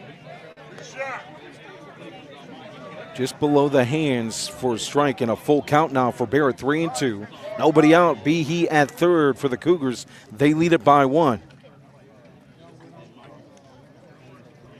Strittmatter would love to get his second hit here. The 3-2 outside. Nice placement. Strittmatter can't lunge for it and make contact, so a strikeout. He lunged for it, but that bat couldn't make contact. That bat's 32 inches. He needed 36. He needed a Babe Ruth length bat there. So 1 down, runner remains at third for the number 9 hitter, Bryson Apple.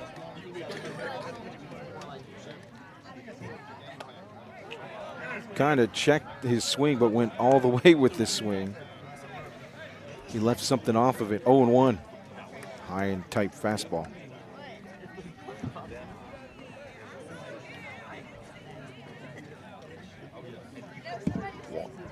All 4 runs in the third inning for the Cougars. They've got a runner 90 feet away with a 1-run lead.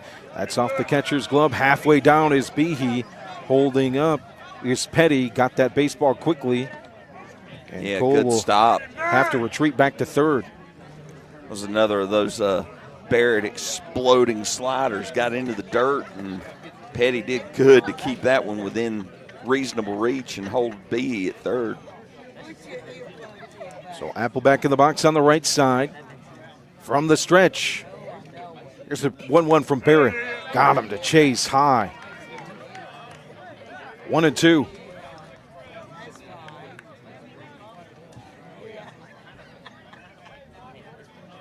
Big pitch right here. A 4-3 lead for the Cougars with a runner at third, 1 down. Here's a 1-2. Breaking ball, just getting a piece of it and keeping the bat alive is Apple on the foul ball. Out of play. He really had to go down and get that one.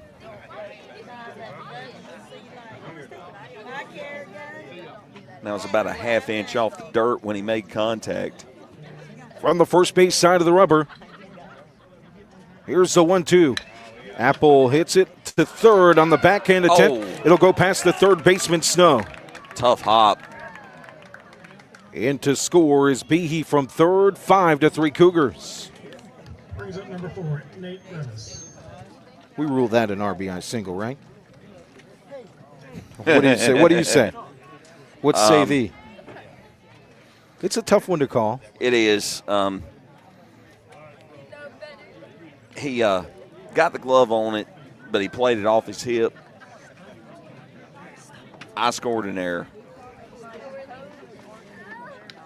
You earn base hits in my scorebook.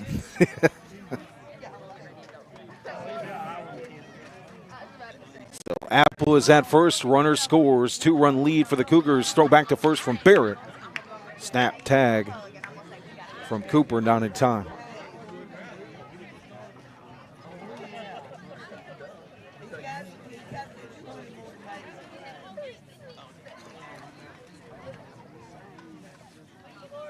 Decent lead for Apple at first. Sails away from the strike zone to the leadoff hitter, Nate Revis. Oh, another balk called, so Apple will move. That's the third one of the game, ain't it? Third or fourth? Let's see, 1, 2, 3. Yeah, third one. And I'm not seeing where it's – I'm not seeing it. Yeah, it's not clear.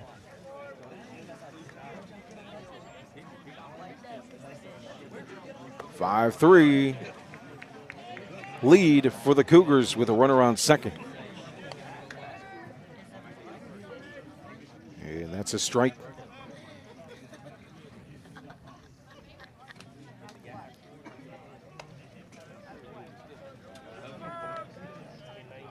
And the curveball doesn't curve again. That's the second time that Revis has been hit by that curve today. Brings up number 7, Brady Ross.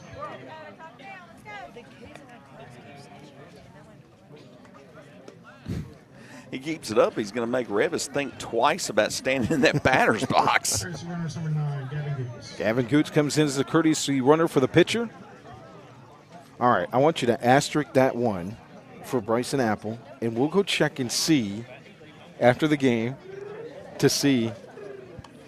I'm curious. I want to, for you and I, see how it was scored. How it's scored officially, yeah. Oh, you can access all that in Game Changer. Game Changer. Yeah, so I'm we'll not see. a member, so.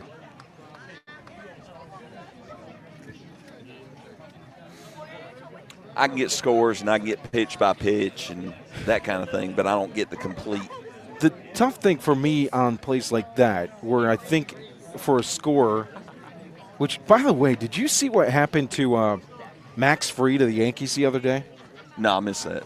So Max Fried was pitching in the 7th inning. He had a no-hitter going. He did give up a walk. Or there was an error. That's what it was. There was an error back in the 3rd inning. And it wasn't until the 7th inning that the scorer changed his score from a error to a hit. And so Max was tossing a no-hitter in the 7th, and it got changed while he was pitching. That's garbage. Yeah, if you got to make a change right away. I would be mad about that. When you've got to make that call in that moment. For me, when it becomes subjective, is he was going to be the first base no matter what on that play. So you kind of take away, when I look at it, if it's an error, you take away the single, even though he would have been there. Right, and official scores do have a bit of discretion. That one's hit hard and high to left by Ross, right into the glove of Bowers for the out. That thing looked towering and out of here for a second, and then it just was sky high. Bowers takes some steps in left. 70 pitch mark now for Barrett. 2 down.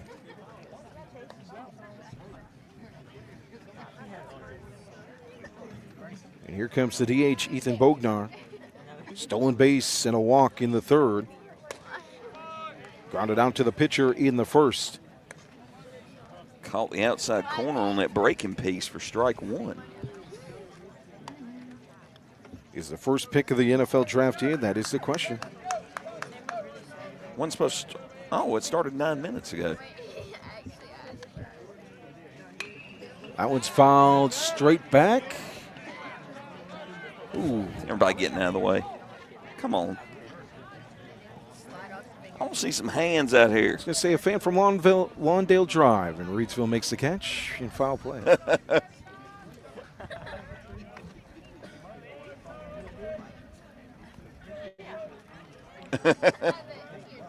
Here's the 0-2. Fouled straight back. Melita, are you referring to the one with the Yankees? Or the one here? I think she's talking about on that asterisk for Bryson Apple. Oh, okay.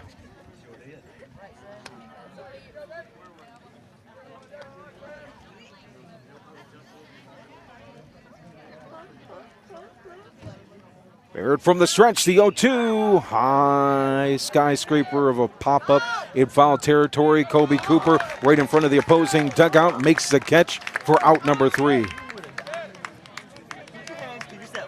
Not before the Cougars add a run.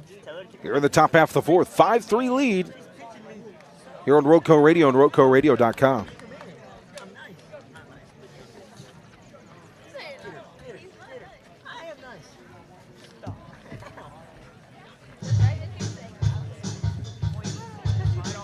We can say there was one run, definitely 2 left on. And one of our books will say an H, and one of our books will say an E.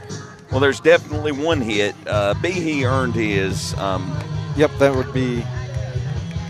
So I've got it as a hit and an error.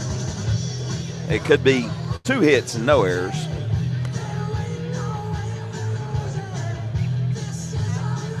I only have 1 hit in my book.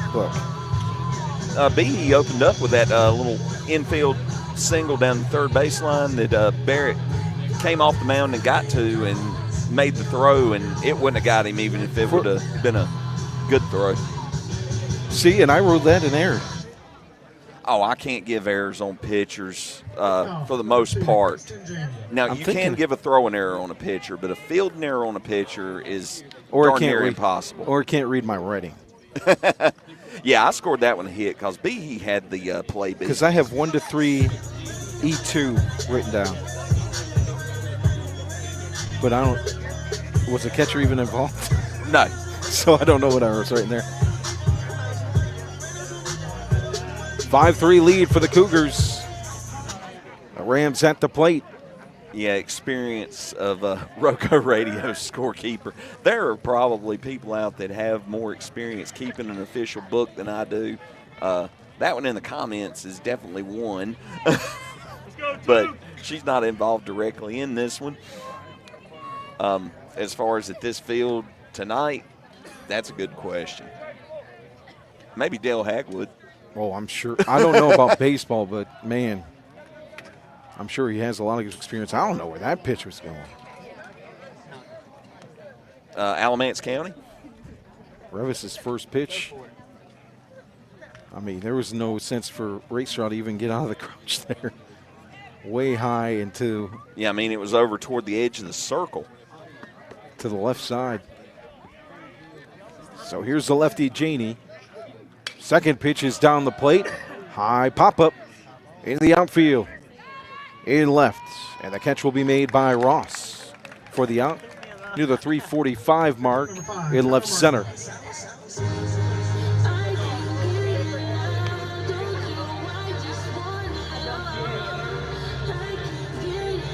Well, Connor Martin. A double and a walk in this one for the right fielder. That double set up the first run of the game.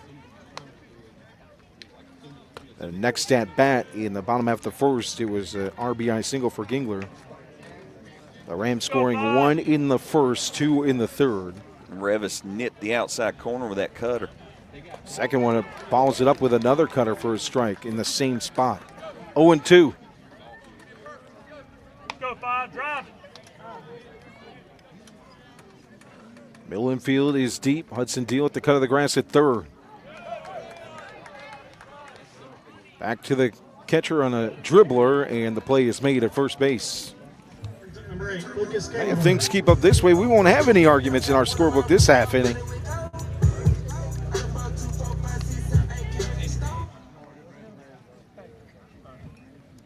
Brings up number 2, Lucas Gingler, number 2 in the order. That RBI single, a pop fly to right field. Revis forces him to turn the shoulder on inside fastball. 1-0. Little brush back there. From the delivery with nobody on, Revis's pitch in the dirt. I don't know if that one slipped or if it was a message. Or a message that slipped. Let's go, 8. I think I tend to lean towards. I lean towards slip.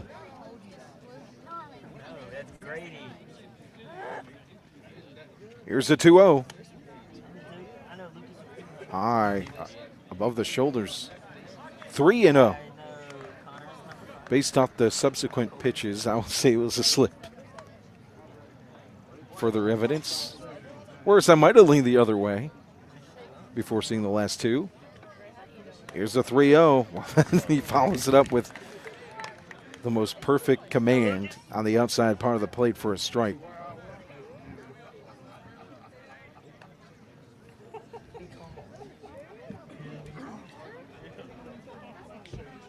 And it is official. Cam Ward is drafted #1 overall by the Tennessee Titans. I figured that was coming.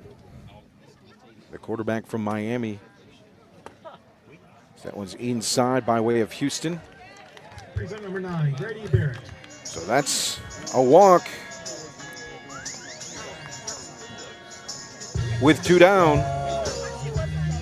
Puts a runner on first base and brings up Grady Barrett. A single and a stolen base in the third. It looks like the Browns have moved down. According to my friend who's a Browns fan, he just texted. Oh, we got Costner as a GM? Yeah.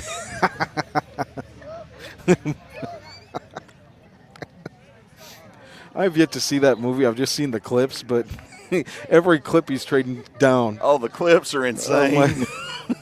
There isn't a clip where he's not trading down. Come on, Tom Michaels, you pancake eater. Throw back to first and back in time. Plenty of time as Kingler. No tag from Rumley. It was a good movie, though. And Dennis Leary is a football coach. You know, you didn't think it would work, but it was kind of believable. Right. The 1-0 from Revis. On the way to Grady Barrett with Gingler on second. He's off at first. He's off this second. He'll get the stolen base cleanly. So Travis Hunter not in the plans for the Browns. They traded back to 5. Well, they haven't moved down much. Who's number 5? I'm trying to remember. New England, maybe? New England's 4.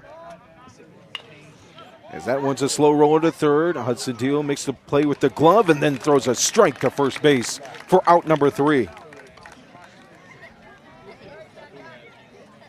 No runs, no hits, no errors, 1 left on base. As we head to the 5th, 5-3 lead for the visiting Cougars of Rockingham County here on Roco Radio and RocoRadio.com.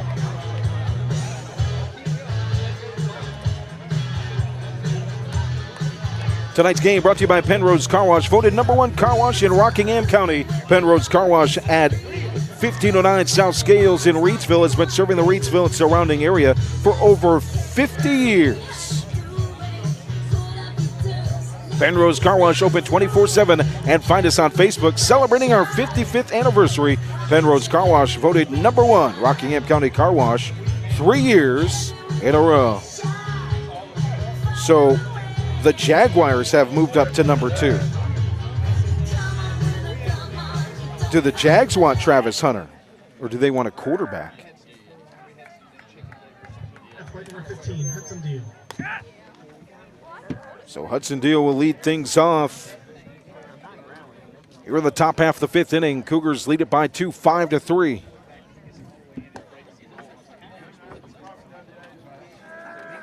I imagine you trade up for Travis Hunter. I can't imagine you do anything else there. You know, I'm one of the people that's a Travis Hunter naysayer. I don't. But even putting that aside, there's nobody you trade draft capital for unless you're looking for a player that can play two ways. I can't imagine for that you wouldn't be able to get at 5. I don't know. I don't know. I've got the I just think he's going to be a bust. First pitch from Barrett. High and inside. 1-0. You know who isn't a bust? Hudson Deal. Offensively, made a defensive play at third, on the mound. Here's the 1-0. Breaking ball inside. Nice pitch from Barrett. It started inside and broke just past the hands. Stolen base, RBI. And got a little bit of everything out there. Score update, at least in game 1. Moorhead 16, North Forsyth 1. As that one's hit deep into center field and into the trees for Hudson Deal. Darn near hit that 400.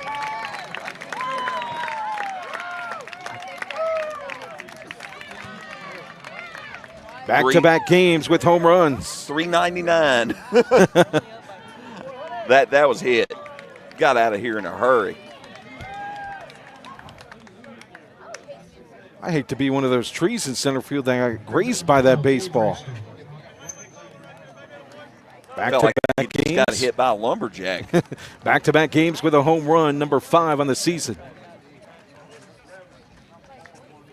And a 6-3 lead on the solo shot.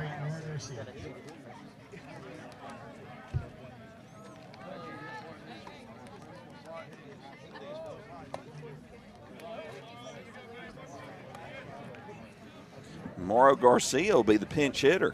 Grayson, what? We're talking about how you're wrong with money. Senior getting the at-bat here.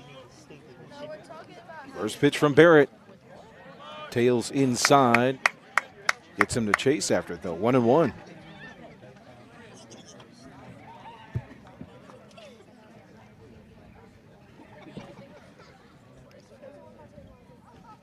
Here's the 1-1. Outside, 2-1. I gotta see who these Jags are taking. The pick is in. So we have an official timeout asking for the headlights to be cut off. Somebody's car headlights up here on the hill.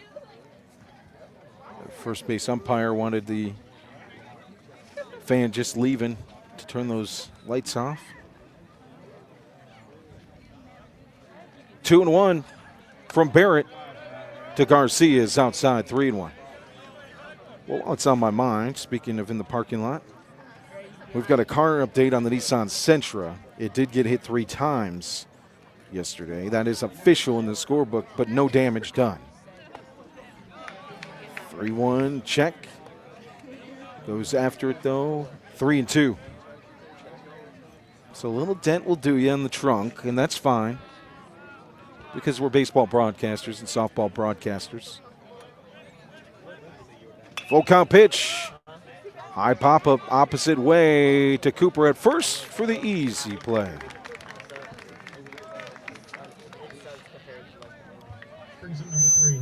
Just joining us, a solo home run for Hudson Deal, number 5 on the season here in the 5th. The Cougars lead it by 3, 6-3. They scored 4 runs in the 3rd, 1 in the 4th, and 1 so far here in the 5th. The Rams with 3 runs, 1 in the 1st and 2 in the 3rd. There's the pitch from Grady Barrett outside to Nick Rumley, who grounded out and struck out so far in this one.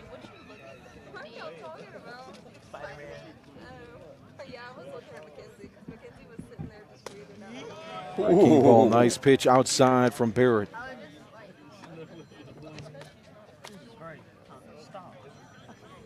One and one.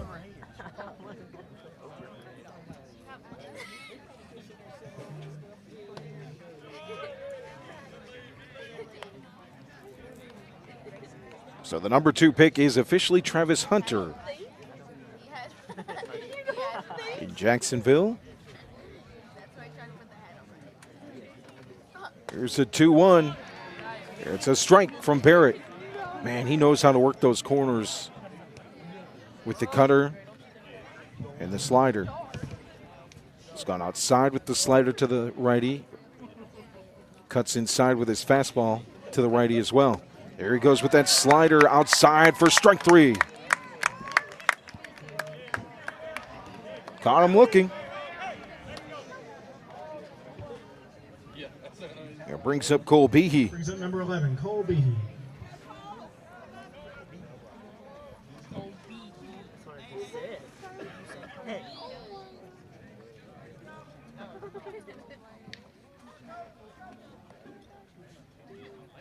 Here's the pitch, ground ball. Takes one big bounce, that's short. Gingler with the throw and Cooper with the reach for the out. A solo shot for Hudson Deal, the leadoff hitter of the half inning, puts another run on the board for the Cougars. They score 1 on that one hit. No errors, nobody left on base as we head to the bottom half of the 5th inning. 6-3 lead for Rockingham County here on Roco Radio and RocoRadio.com. Wow, the Browns fleeced the Jaguars. So the Jaguars move up from number 5 to number 2. The Browns get a 2nd round pick, a 4th round pick, and their 1st round pick next year. Plus they get, so to move 3 spots up, it costs that much. Costner wanted all his picks back. What's I'm going to text my friend. Is Kevin Costner the GM of the Browns? I forget what his character's name in that movie was. Sonny something or other. No, and Mikey's in the comments, but he might be into the draft tonight and not paying attention. 6-3 lead for the Cougars here in Reidsville.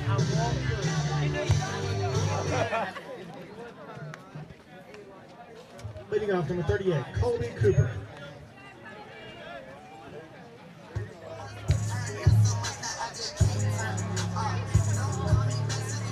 Leading things off for the Rams here on the bottom half of the 5th is Colby Cooper.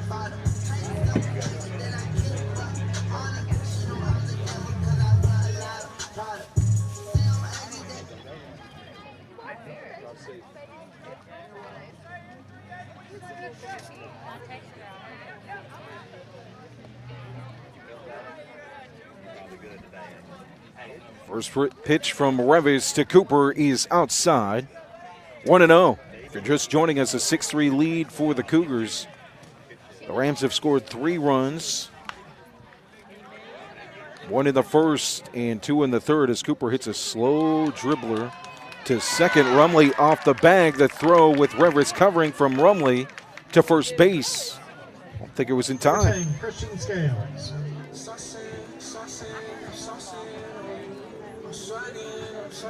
Well, Cooper's safe at first.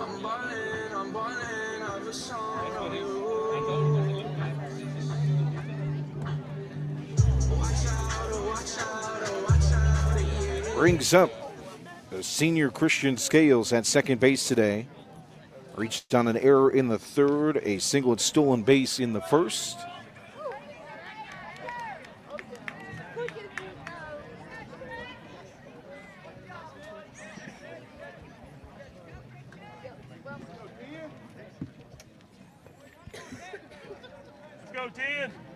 So Scales from the right side facing Revis from the stretch. Cooper at first. Nobody down here in the 5th. That one floats into the zone at the belt buckle. Inside for a strike, 0-1. Revis works from the first base side of the rubber. Cooper's on the move. Slider in the dirt. Here's the throw down to second base. Tight throw by Gage Rakestraw, but a steal for Cooper. He just read the pitcher there.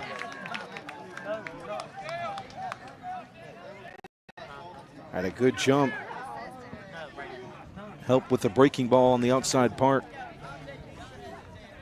As Rakestraw had a good throw there, it would have been clean if it were a changeup or fastball. But a runner in scoring position. for the Rams. Nobody down. And the 3-run deficit in the bottom half of the 5th. Let's go, 10.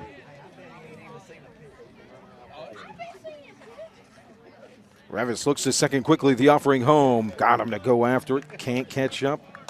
And the fastball just below the letters. 1-2.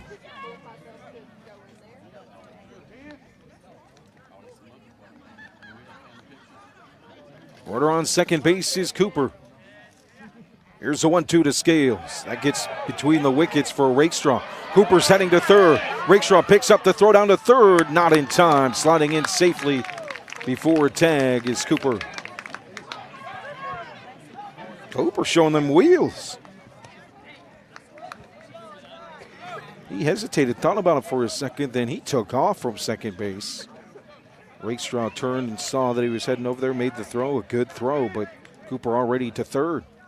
So runner 90 feet away, 6-3 deficit for the Rams. With Scales at the plate, high fly ball to first base. Brumley loses it for a second, readjusts though, and makes the catch for the out. Brings up number 6, Dakota Petty. First out. Pinch hitting Christian Lockley. So Dakota Petty, the 6th spot in the order, a pinch hitter, will be Christian Lockamy.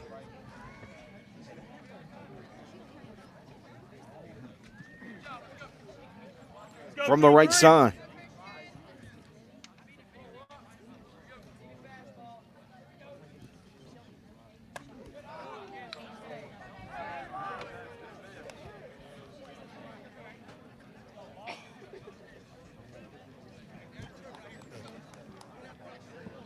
One-oh count to Lockamy. Remley playing in at first. A couple steps into the grass. Hudson Deal at third, playing in at the cut. Let's go, 2-3. Middle infield still remains deep. With a runner on third. Nice stop by Rakestraw. Low pitch outside. Keeps Cooper at third base. A 3-0 count, though, for Nate Revis. Lockamy from the right side in his first at-bat. The 3-0. Down the pipe for a strike, 3-1. Draft update, Abdul Carter will go to the New York Giants with pick number 3.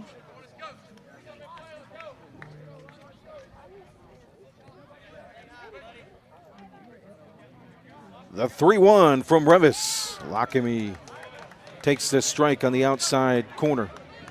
Full count, 3-2, one down. Cooper at third.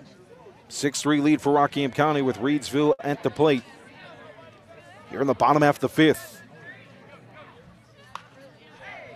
Opposite way foul, line drive. It's off the window pane. One of the window panes here at Reidsville High School. Back behind home plate. Full count, 3-2.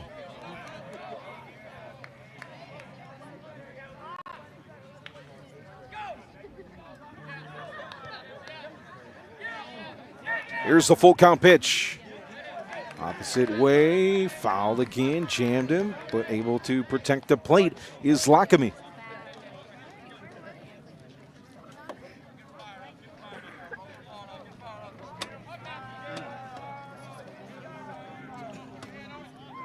Revis leans in towards home plate to get the sign from his catcher, Rakestraw. Now works from the stretch. Got him to chase on the 3-2, high and tight for strike 3. At the plate, number 7, Dakota, 2 down. Braden Snow. That'll bring up Braden Snow at third base. An RBI double in the third, a strikeout in the second. So 2 down with a runner 90 feet away and a 3-run deficit for the Rams offense. Rams with 7 hits compared to 4 for Rockingham County. First pitch to Snow. He let it go by for a strike, 0-1. Let's go, 7.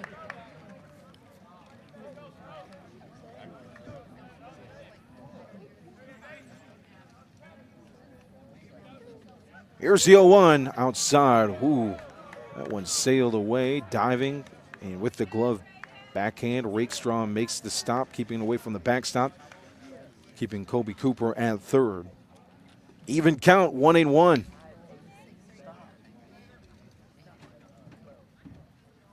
Revis puts the back foot on the rubber, first base side, plants the front foot from the stretch. Here's the offering. Oh, nice slide piece, painted black on the outside part. 1-2. Revis takes a couple steps behind the mound, now works his way back to the top of the hill. He's got a 1-2 count, 2 down, and a runner at third base. Trying to keep it at 6-3. Here's the 1-2 to Snow, taking all the way. Good job by Snow at the plate. Holding up on the outside pitch. Even count now, 2-2. Revis grips the baseball, gets the grip he wants, puts it in the glove. The stretch pitch from the 2-2 count. Pops straight up, foul, and off the press box. Keep it 2-2. Good battle here for Snow. Early in the at-bat, took back-to-back strikes. He's worked it to a 2-2, fouled off a couple pitches here. Just trying to get that runner in from third. A 6-3 lead for the Cougars. Let's go, Braden. Revis trying to shut the door in this half inning and keep it at 6-3. Here's the 2-2. Outside, diving is Rakestraw. Here comes Cooper. Rakestraw with the tag, standing up. What a good stop by Rakestraw. It kept the baseball near home plate, and he was able to make the defensive play on the slider outside.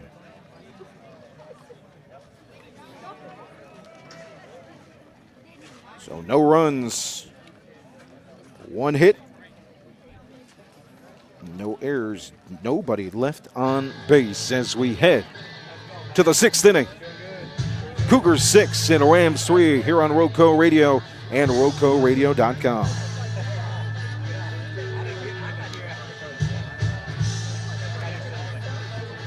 Tonight's game brought to you by Kooler Ice. Looking for a fresh ice and water option that's ready when you are? Kooler Ice is countywide. Find fresh ice and water at Little Caesars Pizza in Mayodan. 6734 NC 135 across from Walmart. And visit our local Kooler Ice dispenser at Schul's Home at 1635 Freeway Drive in Reidsville. And for all your ice and water needs, you can also find us at Pennrose Carwash in Reidsville at 1509 South Scale Street or Two Rivers Plaza in Eden at 307 West Meadow Road. Get Kooler Ice, great tasting, fresh ice, available 24/7 at all 4 locations, 16 pounds or 32 pounds, plus premium water by the gallon or 5 gallons at Kooler Ice, fresh and ready when you are. 6-3 Cougars as they head to the plate here for the top half of the 6th inning. They got 4 runs in the 3rd, 1 in the 4th, and then a solo shot in the 5th from Hudson Deal, number 5 on the season.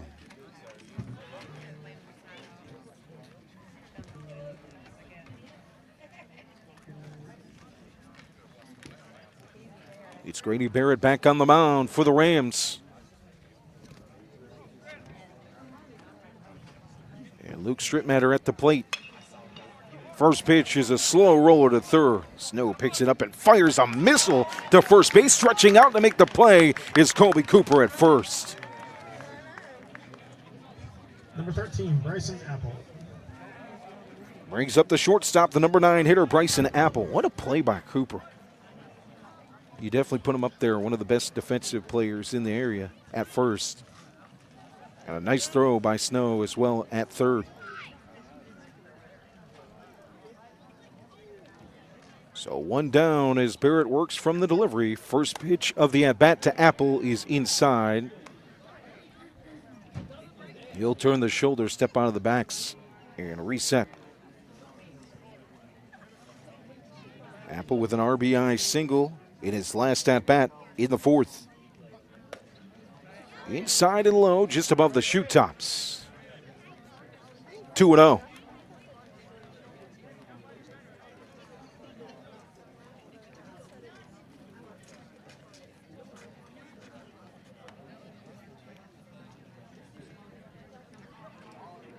Barrett steps off the mound, now resets, works from the first base side. The delivery pitch inside, trying to turn on it is Apple, but he's early. It's fouled down the third base line.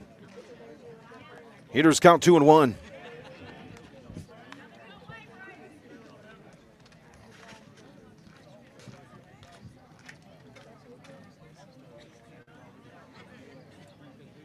Here's the 2-1 offering from Barrett. Breaking ball, it's a chopper to third. Snow makes the adjustment just in front of the shortstop. Gingler, the throw and stretch play by Cooper. Another out, and a great defensive play by the third base and first base combo. Number 4, Nate Revis. So back-to-back 5-3s. Brings up the top of the order, and Nate Revis, who's hit by a pitch in the third and in the fourth. 6-3 lead for the Cougars. And 2 down here in the top half of the sixth. From the delivery, here's the pitch from Barrett. It's outside. Fastball.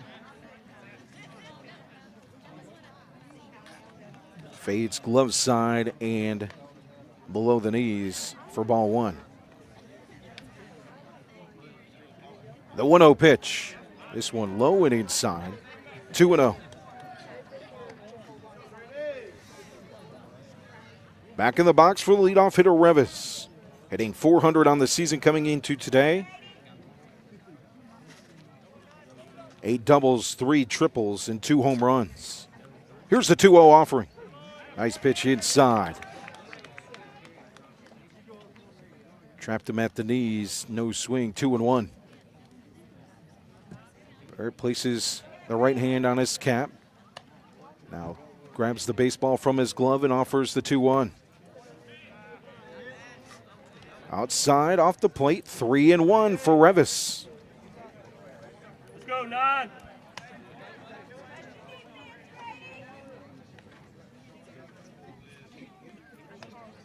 Here's the 3-1. Inside, corked it. That was a hard shot off the shoulder of Snow at third base and into the outfield and left. We'll rule that one a single for sure. For Revis now at first base. Brings up Brady Ross. Reached on an error in the first. 2 pop flies out in the outfield. 1 to center and 1 to left.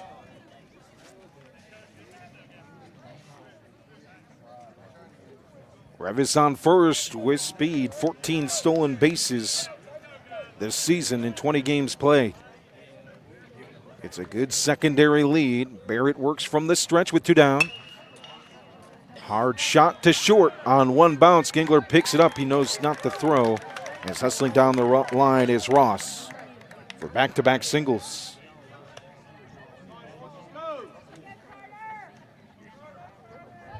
Number 5, Carter Matthews.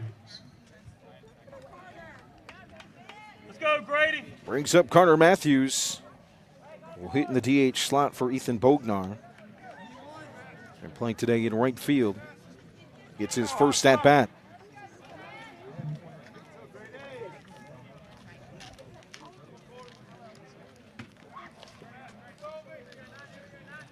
(6-3) lead for Rockingham County with runners on first and second, 2 down. Here in the top half of the sixth.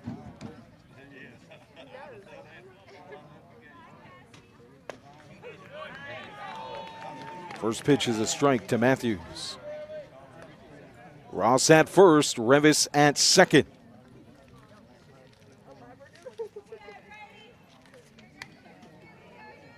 Barrett looks to second.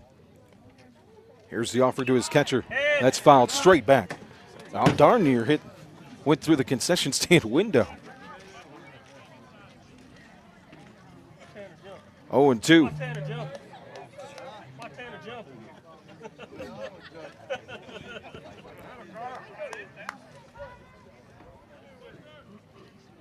0-2 count now to Matthews. Here's a pitch from Barrett. Frame it on the outside part for strike 3. So 2 left on base in the top half of the 6th inning. No runs on 2 hits. No errors as we head to the bottom half of the sixth. 3-run lead for Rockingham County. Reidsville trying to get back to the game offensively.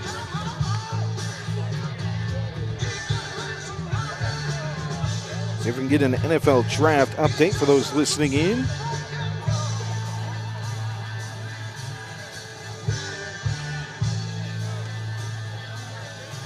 I'll tell you, as a Detroit Lions fan, it's so odd to be picking 28th. I'm not used to that as a fan.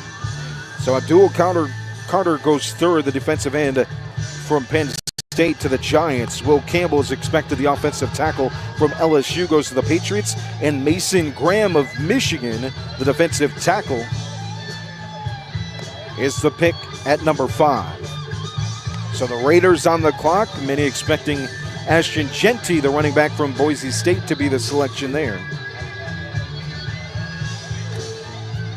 If you're in the comments, you're an NFL fan, let me know what you want your team to do. Glad to have you along for county baseball. The Cougars looking to move to 19-2 with a chance at a 20-win regular season. Tomorrow night as they'll take on Northeast Guilford in their final game of the year. The Rams looking to move to 10-10 overall. They'll have a doubleheader tomorrow against Andrews here at Ernie Holcomb.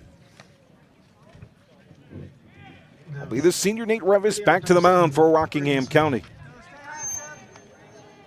And back to the plate is Braden Snow. An RBI double in the third.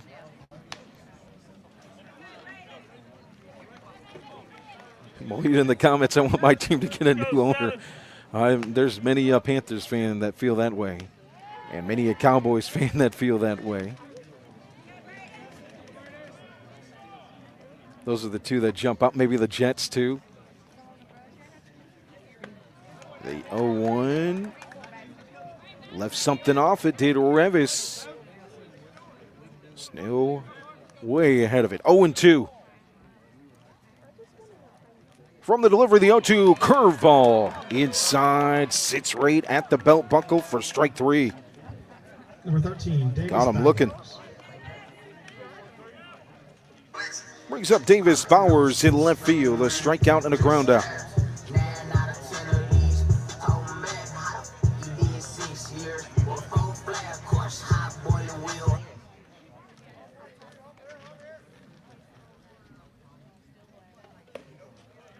Outside on the first pitch and low, 1-0. Bowers places 1 foot in the box, now settles a straight, even stance on the right side and foul. Straight back again, sails over some fans' heads. This may have Kenny Loggins. It's been the danger zone back here. Let's start wearing helmets to games. It's going to have a cage in front of it, too. One bounces in the dirt from Revis to Bowers, 2-1.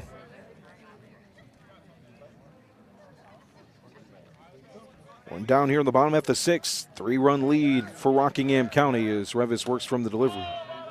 Takes Rakestraw out of his crouch on the high outside fastball.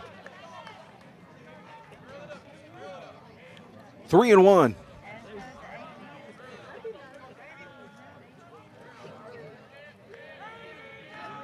The 3-1 is low, and a walk for Bowers. He heads to first. Brings up number 2, Princeton Janey. Brings up Princeton Janey. And a single and a stolen base.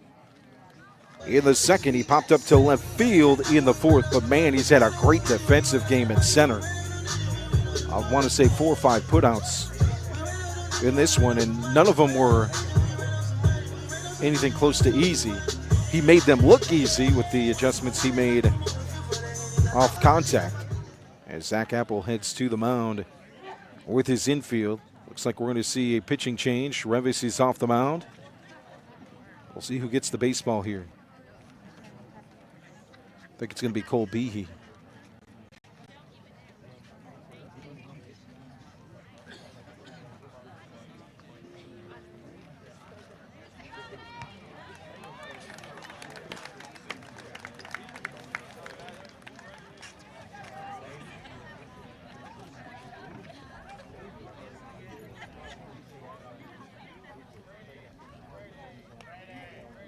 It will be Cole Behe to replace Revis.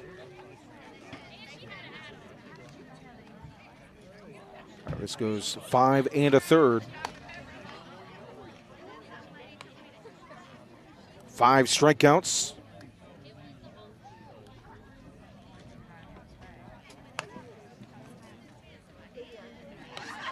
Three earned runs.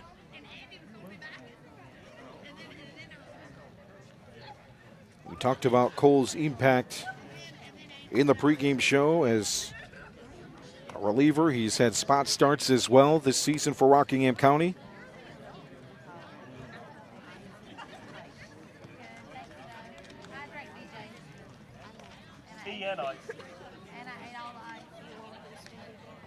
A 1.11 ERA on the season, 3-0 overall, with 7 appearances.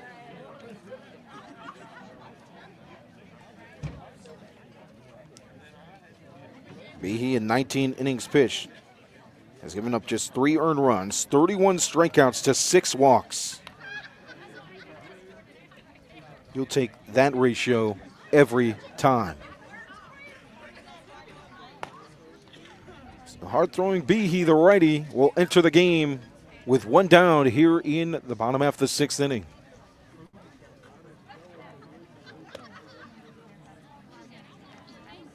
A 6-3 lead for the Cougars.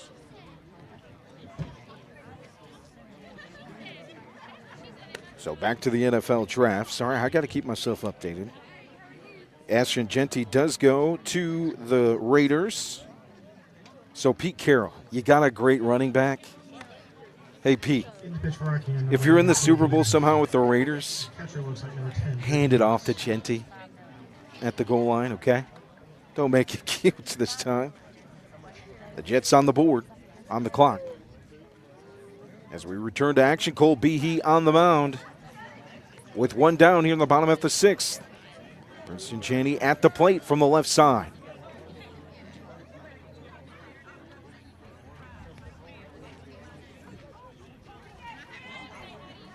Runner at first base is Bowers after the walk.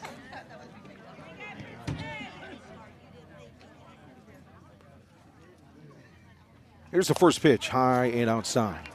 On the fastball, 1-0.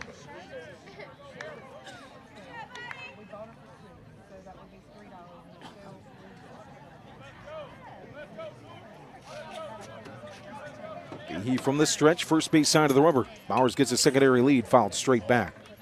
Off the fence. Even count, 1-1.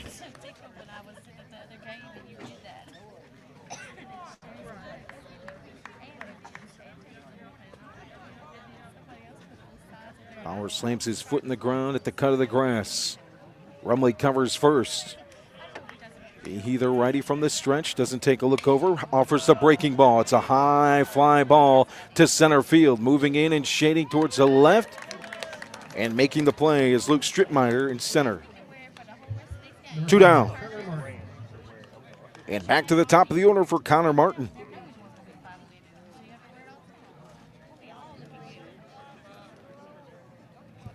Martin with a leadoff double in the bottom half of the first inning and a walk in the second. He'll hit from the left side versus the righty Behe.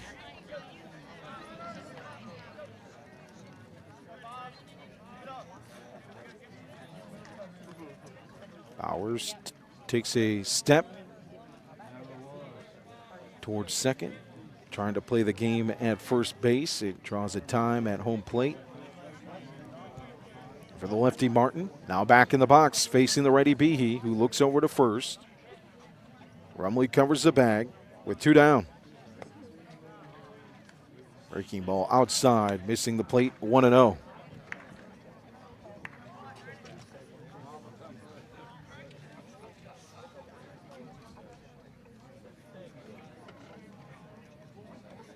Behe settles the glove at the waist, the 1-0. Is a strike on the outside part. Just above the waist.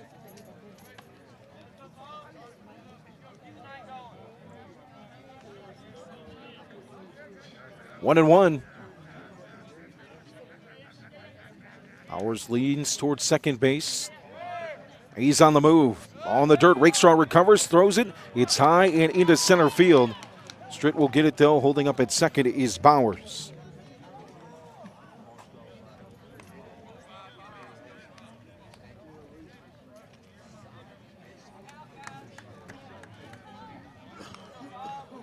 So runner in scoring position, 2 down. Cougars lead it 6-3 here in the bottom half of the 6th. With the leadoff hitter Martin at the plate. Behe holding hitters to just a 121 average on the season. Check swing, he went after it on the outside part of the plate. Even count, 2-2. Behe looking for one more strike. Bowers steps off second base. Martin wiggles his feet, now plants them as Behe sets to offer the 2-2. Long look to second base, now the offering home. Rakestraw steps up outside, caught him looking, strike 3 on the fastball.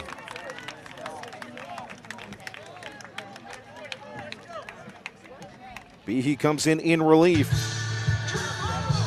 Gets the 2 outs needed to head to the 7th inning. We head to the final frame, a 6-3 lead for the Cougars here on Roco Radio and RocoRadio.com. Tonight's game brought to you by Pennrose Carwash, voted #1 Rockingham County Car Wash 3 years in a row. It's Pennrose Carwash at 1509 South Scale, serving the Reidsville and surrounding area for over 50 years. Pennrose Carwash open 24/7, and find us on Facebook celebrating our 55th anniversary. Tonight's game also brought to you by Sandy Cross General Merchandise, serving the Sandy Cross community, Rockingham County, and surrounding areas of our beautiful Piedmont Triad since 1988. And Kooler Ice, looking for a fresh ice and water option that's ready when you are. Kooler Ice is county-wide. Find fresh ice and water right here in Reidsville at Shules Home, 1635 Freeway Drive, and at Pennrose Carwash on Scale Street at 1509 South Scales in Reidsville. Also at Two Rivers Plaza in Eden at 307 West Meadow Road. And Two Rivers Plaza in Eden. Little Caesars Pizza in Magadan at 6734 NC 135 across from Walmart. Available 24/7 at all 4 locations, 16 pounds or 32 pounds plus premium water by the gallon or 5 gallons at Kooler Ice. Fresh and ready when you are.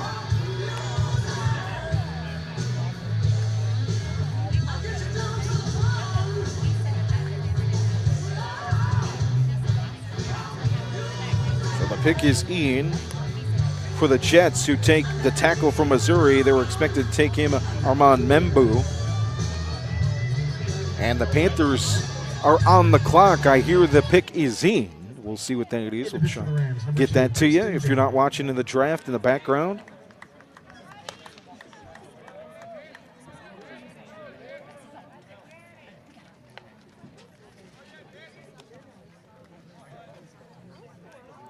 So the Cougars bring the best, one of the best at least, two-way players in the triad to the plate, and Hudson Deal, who had a solo shot in the 5th.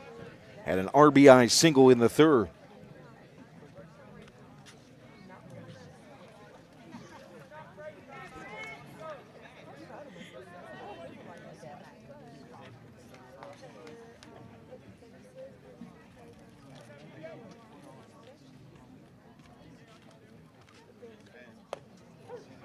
Reidsville will go with Princeton Janney on the mound here in the final frame in the 7th.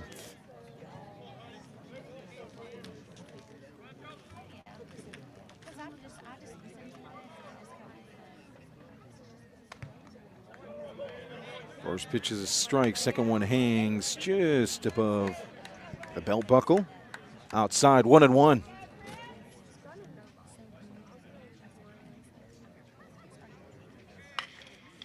Ground ball is fouled down the third base line. 1-2. I believe Scales will move from second to right field. And the right fielder, Connor Martin, will shift over to center field. Here's the 1-2 from Janey. Fouled straight back. Jammed him just a bit, protecting the plate. is Huddy. 1-2. Cougars looking to add some insurance, up 3. Here in the top half of the 7th. Rams looking to get into the bottom half of the 7th cleanly.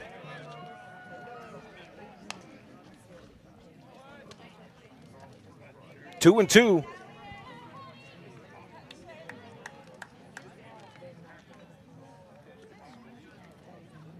Here's the offering from Janey. Pops straight up, fouled on the first base line, and out of play. Into the grass as it rolls down the hill. The first base side. Near the visitors' dugout. So 2 and 2. He steps in close to the box on the right side.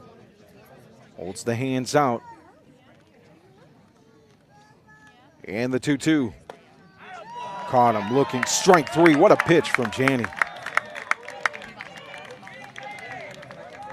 Plate number 10, Brady Hicks. Just frozen at the plate.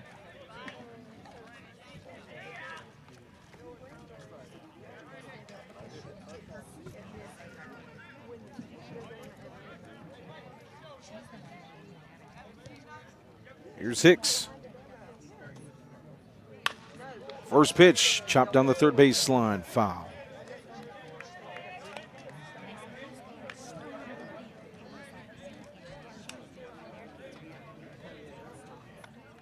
Janey just 1/3 of an inning pitched this season before this outing. A strikeout, 2 walks. He works from the delivery. Down in the zone, Hicks chases after it. Now he finds himself in a hole, 0-2.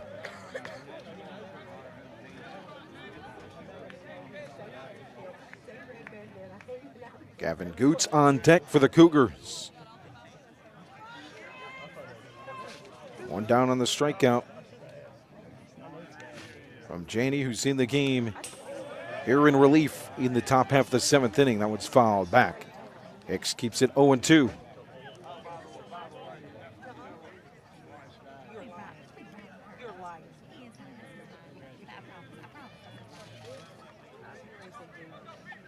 The righty faces the righty, and the 0-2 pitch is a breaking ball. Going after it is Hicks. And that's strikeout number 2. Back-to-back Ks for Princeton Janey. It brings up Gage Rakestraw. Brings up Goots. Pinch hitting number 9, Gavin Goots. Goots hitting for Rumley.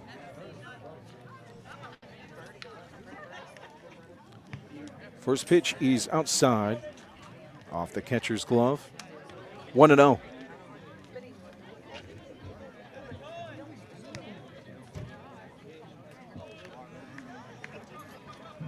Six-3 lead for the Cougars.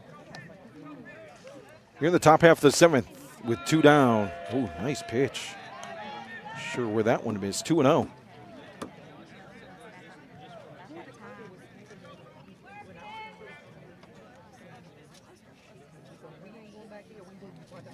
Here's the 2-0 outside, opposite way, trying to go with it is Goots, but he'll follow it back out of play.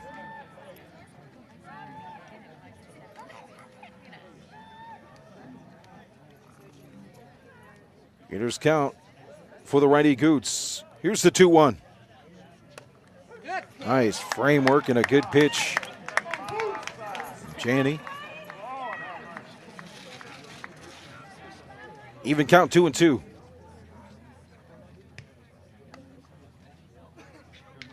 Glove in front of the face for Princeton Janey, the junior. Here's the 2-2 with 2 outs. That is laced on a rope in center field. It's going to get all the way to the wall, shaded towards left center. Rounding is Goots. He'll hold up right there at second base. That was a smoke show for Goots.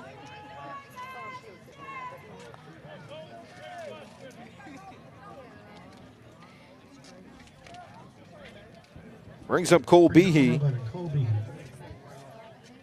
The pitcher with a pop-up, a ground out.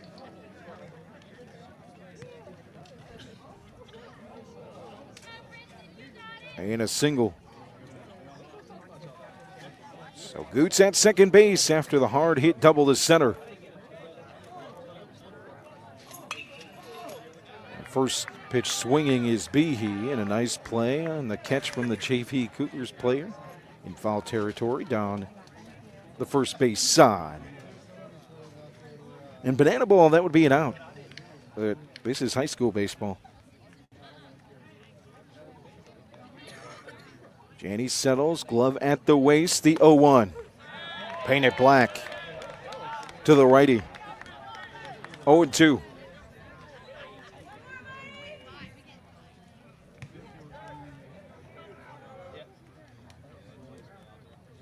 From the stretch, glove at shoulder level, now drops it down to the waist. Breaking ball, just catching the edge of the bat. Behe protecting the plate, fouling it to the backstop. 0-2. 6-3 lead for the Cougars, 2 down. You're in the top half of the 7th. Janney in relief here in the 7th inning. Can get to the dugout unscathed. Give his team a chance. Down 3 in the final half inning. Breaking ball hits the outside part of the zone, and Janney celebrates as he heads to the dugout and picks up the K. That's 3 strikeouts in the frame. No runs, 1 hit, no errors, 1 left on base. We head to the bottom half of the 7th inning. 3-run deficit for the Rams. One last chance here on Roco Radio and RocoRadio.com.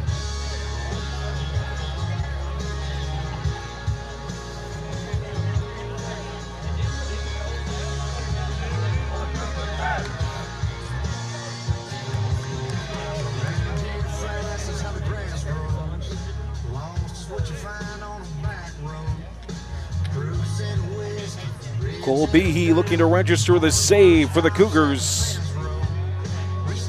Nate Revis in line for the win. He got the start, went 5 1/3 with 5 strikeouts. Behe entered the game in the 6th, got 2 strikeouts, issued a walk. But after the walk, kept him at bay with a pop-up. The number 9 hitter, Princeton Janney, and then striking out Martin to retire the side. This is the type of guy you want on the mound if you're looking to close the game down. As I mentioned in the 6th, a 121 opponent batting average on the season for Behe. It is 7 appearances.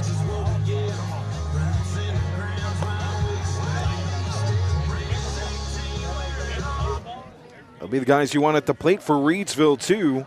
Number 2 hitter Lucas Gengler will lead things off, followed by Grady Barrett and Kobe Cooper. Gengler with an RBI single in the 1st, a walk in the 4th. So here we go, the bottom half of the 7th. See if we have some magic here on a Thursday night at Ernie Holcomb.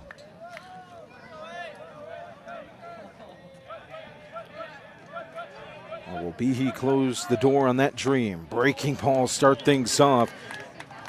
Inside for a strike. What a pitch. It looped into the zone. 0-1. Here's the 0-1 pitch from Behe. High fastball.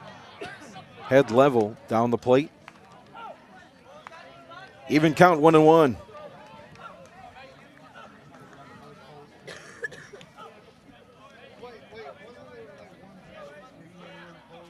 Here's the 1-1 pitch to Gengler. Right down the plate. Must have been just a bit low. 2-1.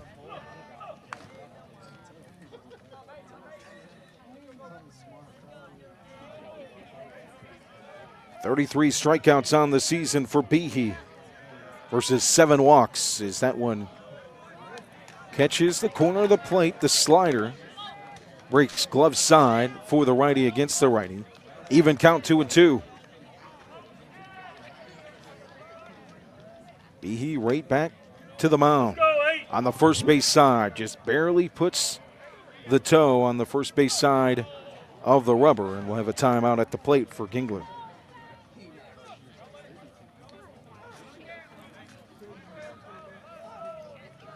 Three outs to get 3 runs to tie this one up for the Rams. Behe, the 2-2 pitch. Oh, he got the corner with a fastball, and all Gingler can do is watch it go by. Strikeout number 3 of the game for Behe, and it brings up the number 3 hitter, Grady Barrett. You couldn't frame that better from Rakestraw. You couldn't put it in a better place from Behe. So here's Barrett, a single in the third and a stolen base. Puts it right in the same spot, just above the knees on the outside part. On the black for strike 1.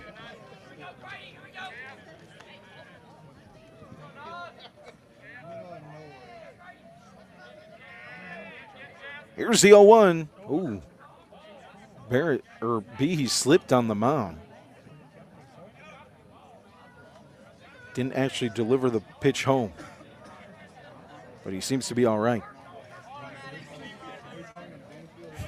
Reidsville dugout says that mistake is an automatic 3-run home run. Love the gamesmanship. Barrett back in the box, so 1-1. Fouled off. Tell you what, these two teams have kept the fans behind home plate. Down the first base side and down the third base line. Busy here at Ernie Holcomb tonight. It's a 1-2 count to Barrett, who steps back in. Lead foot. Even with the plate, the front foot at the front of the box on the right side. Slightly open stance. Here's the 1-2 from Behe. Who just missed the black on the fastball. 1-2. Rakestraw was getting ready to fire that one down to third for the celebration after strike 3. Instead, it's ball 1. The 1-2. Backhand stopped by Rakestraw in the dirt outside. On the breaker. 2-2. Behe exhales. Holds the glove in front of him at the waist. Now extends it out from the stretch. The 2-2 is a ground ball to Apple. Off the glove, picks it up with the bare hand. Throw to first on the stretch from Rumley for the out. Or from Goots. That'll be 6-3 in the books, but that's just good adjustment fundamentals. Keep it in front of you, and that's what Apple did on the hard hit baseball. And Goots with the nice stretch at first.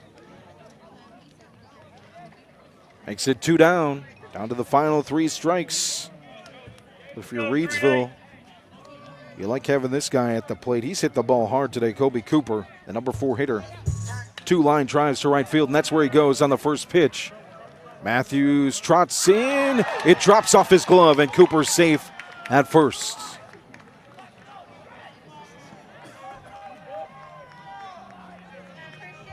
Brings up Christian Scales.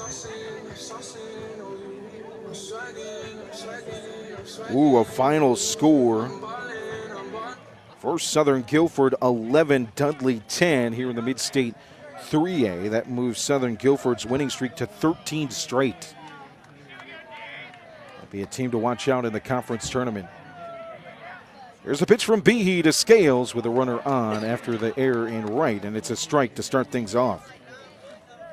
McMichael hangs in with Wes Stokes, but can't get it done on the road. They drop one to the Wildcats 5-2. They'll match up tomorrow night at Mike Dalton Field in Maydan, the final game of the season for the Phoenix. I believe with a win, they would hold second place in the conference. With a loss, Moorhead will take the number 2 seed.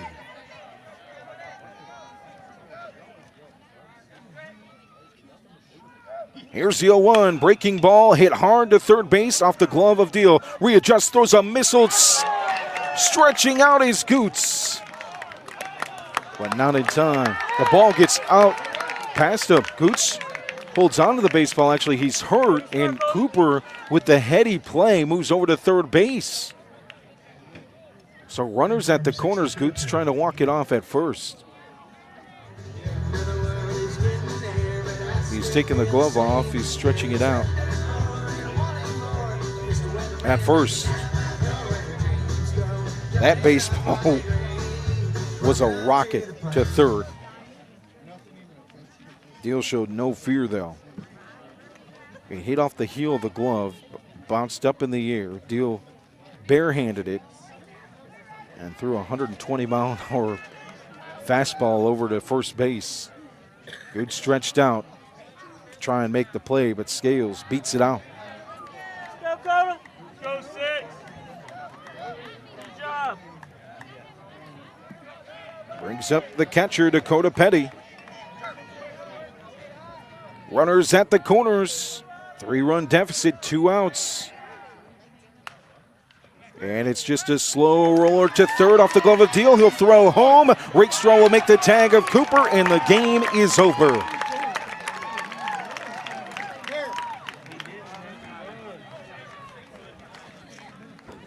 Rockingham County 6, Reidsville 3.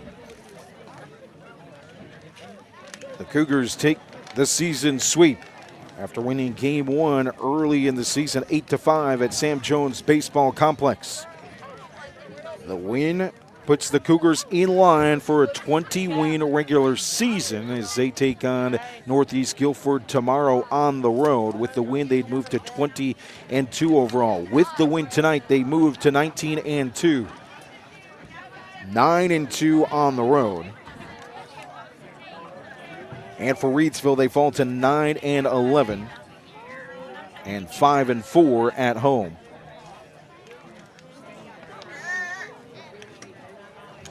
They'll take on Andrews in doubleheader action here at Ernie Holcomb tomorrow night to wrap up the season. So up next for Roco Radio, we'll have coverage of the Mid-State 3A Conference Tournament. We'll have coverage of the Mid-State 2A Conference Tournament. In baseball, we hope to have softball coverage as well. Mid-State 2A. Tuesday's action will shift to Walkertown in the conference tournament. Still undecided on how the Mid-State 3A conference tournament will work out.